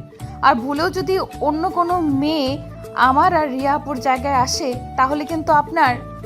তাহলে কি আমার? আগে আসুক না কেউ, তারপর। তা শুনি, আসলে কি করবা? আপনারে কেন বলবো? আচ্ছা বলা লাগবে না, নাও হা করো। আগে আপনি ভালোভাবে বসেন। এইভাবে তো ঠিক আছে। আরে বসতে বসি, বসেন। তারপর সোজাভাবে বসলাম। বসার সাথে সাথে রোজা আমার কোলের উপর বসলো। বসে ওর হাঁটুর উপর ভাতের প্লেটটা রেখে বলল, এবার খাওয়ায় দেন। আমি ওর কাণ্ড দেখে অবাক। আমি রোজাকে ভাত খাওয়াতে লাগলাম। ও ভাত খাচ্ছে আর আমার দিকে চেয়ে আছে। চোখ থেকে টুপ টুপ করে পানি পড়তেছে, কোনো কথা বলতেছে না। ওর চোখ অনেক কথা বলে, ওর মনে অনেক কষ্ট সেটা ব্যাখ্যা করে। মাঝে মাঝে ওর চোখের দিকে তাকাতে ভয় করে, নিজেকে অপরাধী মনে হয়। না জানি ওর উপর অনেক অপরাধ করছি। ওর সাথে খাওয়া শেষে রোজাকে বললাম, তুমি একটু রেস্ট নাও, আমি বাইরে থেকে আসতেছি। বলার সাথে সাথে রোজা আমার হাতটা ধরে ওর পেটের উপর রাখলো। আমি অবাক চোখে ওর দিকে তাকিয়ে আছি। ও চোখ বুজে আছে, জোরে জোরে নিঃশ্বাস নিচ্ছে, কিছু বলবে হয়তো কিন্তু সাহস পাচ্ছে না। ওর নীরবতা দেখে আমি বললাম, কিছু বলবা? রোজা মাথা নাড়িয়ে হ্যাঁ বলল। আমি ওকে একটু সময় দিয়ে বললাম, আচ্ছা বলো কি বলবা। আমার যে হাতটা রোজার পেটের উপর ছিল, ওই হাতটা আর একটু জোরে চেপে ধরলো পেটের উপর আর বলল, আপনার সন্তানের কসম কেটে বলেন আপনি আর আমাকে রেখে কোথাও যাবেন না। আমি চুপচাপ ওর দিকে চেয়ে আছি আর ও করুণ চোখে আমার দিকে চেয়ে আছে। আমি ওর দিকে চেয়ে আছি। কি হলো বলুন। আমার কাছ থেকে কোনো উত্তর না পেয়ে আমার হাতটা ছেড়ে দিয়ে বিছানায় শুয়ে কান্না করতেছে। আমি ওর পাশে বসে আছি আর ও শুয়ে অন্যদিকে ফিরে কান্না করতেছে। আমি ভাবতেছি রোজাকে এখন কি বলবো। রোজা আমার কাছে থাকলে রিয়ার কথা মনে পড়ে যায় যে এখানে রিয়ার থাকার কথা ছিল। রোজা এসে ভাগ বসাইছে। আবার রোজা আমার কাছ থেকে দূরে থাকলে রোজাকে কাছে পেতে মন চায়। আমি আস্তে করে রোজার পিঠে হাত দিয়ে ডাক দিলাম, রোজা, রোজা দেখি এদিকে ফেরো। রোজা তারপরও চুপ করে আছে। ওকে একটু জোর করে আমার দিকে ফিরিয়ে ওর পেটে হাত দিয়ে বললাম, যদি তুমি ধরে রাখতে পারো তাহলে আজীবন তোমার সাথে থাকবো। রোজা ছলো ছলো চোখে আমার দিকে চেয়ে আছে। আমি বললাম, কি হলো, পারবা তো? পারবো মানে? ইনশাল্লাহ পারবো। পারলেই ভালো। রোজা শোয়া অবস্থায় ওর হাত দুটি মেলে আমাকে ওর কাছে ডাকতেছে। ওর ডাকে সাড়া না দিয়ে কোনো উপায় নাই, আস্তে করে জড়িয়ে ধরলাম। ও আমার ঘাড়ে মুখ বুজে কান্না করতেছে। আমি ওর কানের কাছে আমার মুখটা নিয়ে বললাম, এত পানি তোমার চোখে কোথা থেকে আসে? ও আমার কানের কাছে মুখ নিয়ে আস্তে আস্তে করে বলল, কোথা থেকে আসে জানি না, কিন্তু আমার চোখে পানি আপনার জন্য আসে। মানে? মানে আবার কি, ভালোবাসি তাই। আপনার একটুখানি অবহেলা আমাকে অনেক অনেক কষ্ট দেয়। আমার মুখের ভাষা মনে হয় রোজা কেড়ে নিয়েছে। কি বলবো আমি, কি বলা উচিত এখন আমার জানা নাই। একটা কথা বলবো? বলো। রাগ করবেন না তো? আরে বলো তো। আপনি শুধু রাগ করেন কেন? আমি ওকে ছেড়ে দিয়ে বসে নরম সুরে বললাম, কি বলবা বলো। রোজা উঠে আমার পাশে বসে ওর দুই হাত আমার গলায় রেখে আহ্লাদি সুরে বলল, ওই দিন কিভাবে অধিকার আদায় করছি মনে আছে? আমি আমতা আমতা করে বললাম, কোন দিন? বলার সাথে সাথে রোজা আমাকে ধাক্কা দিয়ে বিছানায় ফেলে আমার উপর উঠে বসে বলল, এবার মনে পড়ছে কোন দিন? আমি আবার বললাম, কোন দিন? এইবারও আমার শার্টের বোতাম একটা খুলে আরেকটায় হাত দিয়ে বলল, এখনো মনে পড়ে নাই? পড়ছে পড়ছে, মনে পড়ছে। তাহলে এতক্ষণ ঢং করলেন কেন? না মানে। তাহলে শুরু হয়ে যাক। কি? কি মানে? বলেই মুখে কিস করতে লাগলো। এরই মধ্যে দরজা খোলার শব্দ শুনলাম। মনে হয় মা আব্বু আইছে। এদিকে রোজা পাগল হয়ে গেছে। রোজাকে বললাম, মা আইছে, সরো। রোজা কোনো কথা না বলে ও ওর কাজ করতেছে। রোজাকে এক প্রকার জোর করে নিজের থেকে ওকে ছাড়িয়ে বাইরে আসলাম। বাইরে আসার সাথে সাথে মা ঘরের ভিতর ঢুকতেছিল। আমারে বের হতে দেখে মা বলল, রোজা কই? আমি বললাম, আসছো সেই সকালে, আমাকে একবারও জিজ্ঞাসা করছো আমি কেমন আছি? তুই কেমন আছিস আমার জানা লাগবে না। আমার নাতির মা কেমন আছে, কেমন থাকবে সেটা জানলেই চলবে আমার। দেখি সর। আর রোজা কোথায়? রুমে আছি। রুমে যেতে যেতে বলল, রাত 8টায় বাসায় খুলনা যাব, রেডি থাকিস। মিজান টিকিট কাটতে গেছে। তারপর আব্বুর সাথে টুকটাক কথা বললাম। আব্বু একটু ইমোশনাল হয়ে বলল, তখন রাগের মাথায় এইসব বলছি, আরো অনেক কথা ইত্যাদি। তারপর ছোট ভাই সজীব, সেও সেম একটু ইমোশনাল হইয়া কথা বলল, একটু কান্নাও করলো। কিন্তু আমার মা, সে তো রোজার ভক্ত, আমি তার ছেলে, সে তো ভুলিয়েই গেছে। রাতে মিজানের কাছে থেকে বিদায় নিয়ে খুলনা রওনা দিলাম।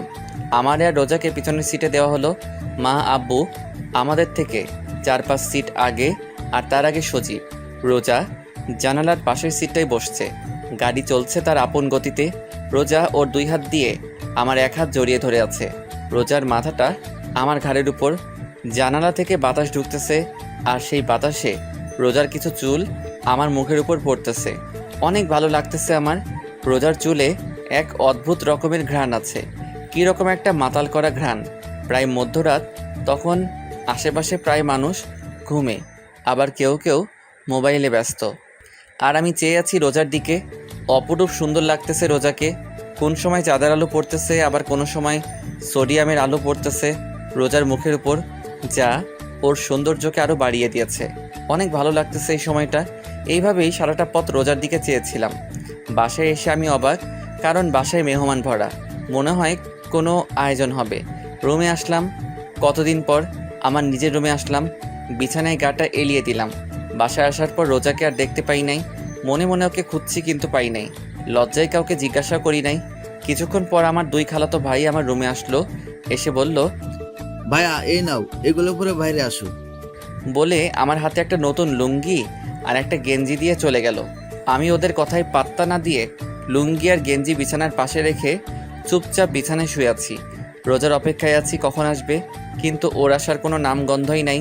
কিছুক্ষণ পর মা আসলো, এসে বলল, কি হলো, তুই এখনো চেঞ্জ করিস নাই? মা, এইগুলো কেন পরবো? তাড়াতাড়ি পর, তোর আর রোজার গায়ে হলুদ আজ, আর আজ রাতে বিয়ে। মা, এসব কি জন্য?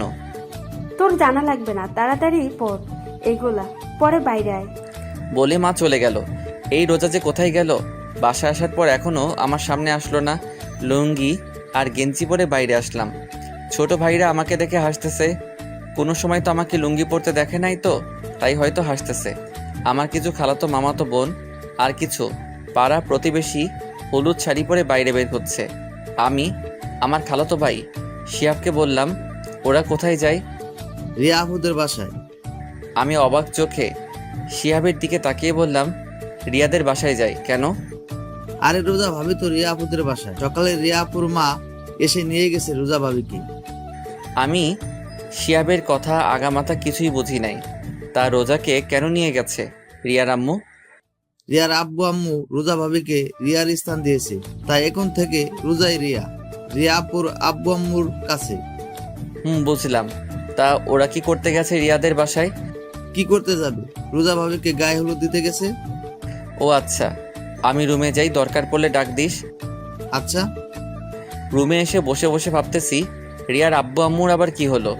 রোজাকে সোজা মেয়ে হিসেবে মেনে নিল? তাদের আর কোনো মেয়ে নাই, তার জন্য নাকি অন্য কিছু? সব ভাবতেছি। কিছুক্ষণ পর শিহাব আসলো, রুমে এসে বলল, ভাইয়া চলো। কোথায়? কোথায় আবার, বাইরে আসো, এখন তোমার গায়ে হলুদ দেবে। আমি আর কোনো কথা না বলে শিহাবের সাথে বাইরে আসলাম। দূর সম্পর্কের নানিরা এসে আমাকে নিয়ে একটা পাড়ার উপর দাঁড় করালো। কিছু কিছু মহিলারা আদি যুগের গান গাইতে লাগলো। কেউ কেউ আমার গায়ে হলুদ দিয়ে যাচ্ছে।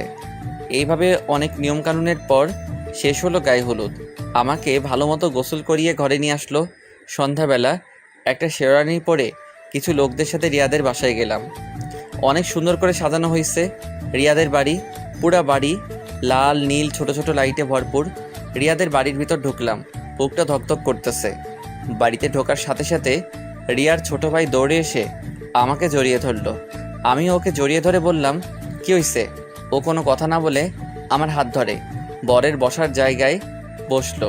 রিয়ার আব্বু আম্মু আমার আশেপাশে ছিল, কিন্তু কোনো কথা বলে নাই আমার সাথে। এখনও ধীরে ধীরে বিয়ের কাজ শেষ হলো। রিয়ার আব্বু আম্মু এখন আমার পাশে বসা। রিয়ার মা আমার মাকে ফোন দিয়ে বলল তাদের বাড়ি আসতে। রিয়ার আম্মু আমার পাশে বসে আছে, কিছু বলবে হয়তো, কিন্তু বলতে পারতেছে না।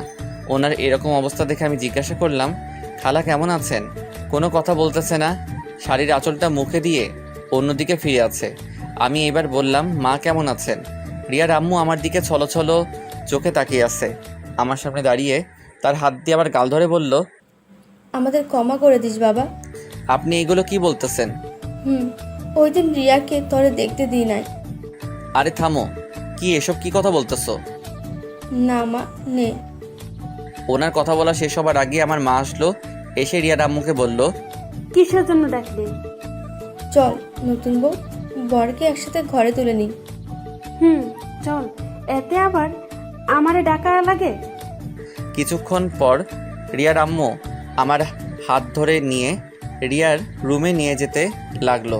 পিছে তাকিয়ে দেখি রোজাকে মা আমার পিছনে পিছনে নিয়ে আসতেছে। রিয়ার রুমে আসলাম, রুমে ঢোকার সাথে সাথে এক অদ্ভুত অনুভূতি হলো মনে হলো আমার পুরো শরীরের ভিতর কীরকম জানি ঠান্ডা বাতাস বয়ে গেল। রিয়ার আম্মু আমাকে খাটে বসালো, রোজাকে আমার পাশে বসালো হয়েছে। আজ আবার রোজা বধূ সেজেছে।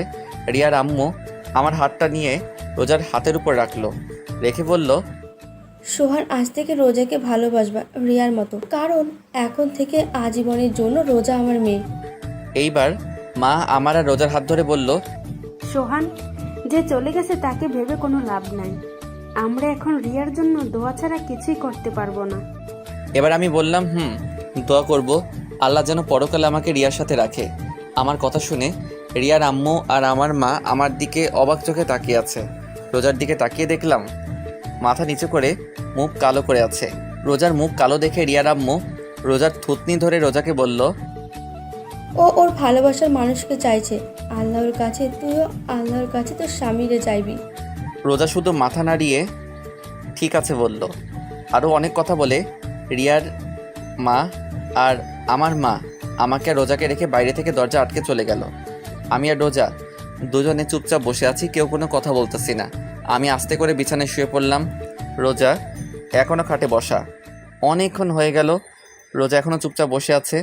আমি রোজাকে বললাম, কি হলো, ঘুমাবা না? চুপচাপ আমার দিকে চেয়ে আছে। আমি আমার দুহাত মেলে বললাম, কি হলো, আসো। আমার দুহাত মেলা দেখে রোজা আমার বুকের উপর ঝাঁপিয়ে পড়লো। চুপচাপ বুকের উপর শুয়ে আছে, কোনো কথা বলতেছে না। রোজা রোজা রোজা কি হয়েছে? মন খারাপ? না। তাহলে আপনি আমাকে ভালোবাসবেন তো? ভালো না বেশি উপায় আছে? শত হলেও তুমি আমার ভবিষ্যৎ সন্তানের মা। আগে বলেন, ভালোবাসবেন তো? বাঁচতে পারি, একটা শর্ত আছে। কি কি শর্ত বলেন, আমি সব মানতে রাজি আছি। আমাকে তুমি করে বলতে হবে, তাহলেই হবে।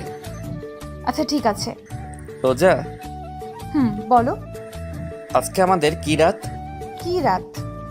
আজকে আমাদের বাসর রাত। তা কিছু হবে না? মুখটা তুলে আমার দিকে তাকিয়ে, যা দুষ্টু বলেই রোজা আমার বুকে ঝাঁপিয়ে পড়লো।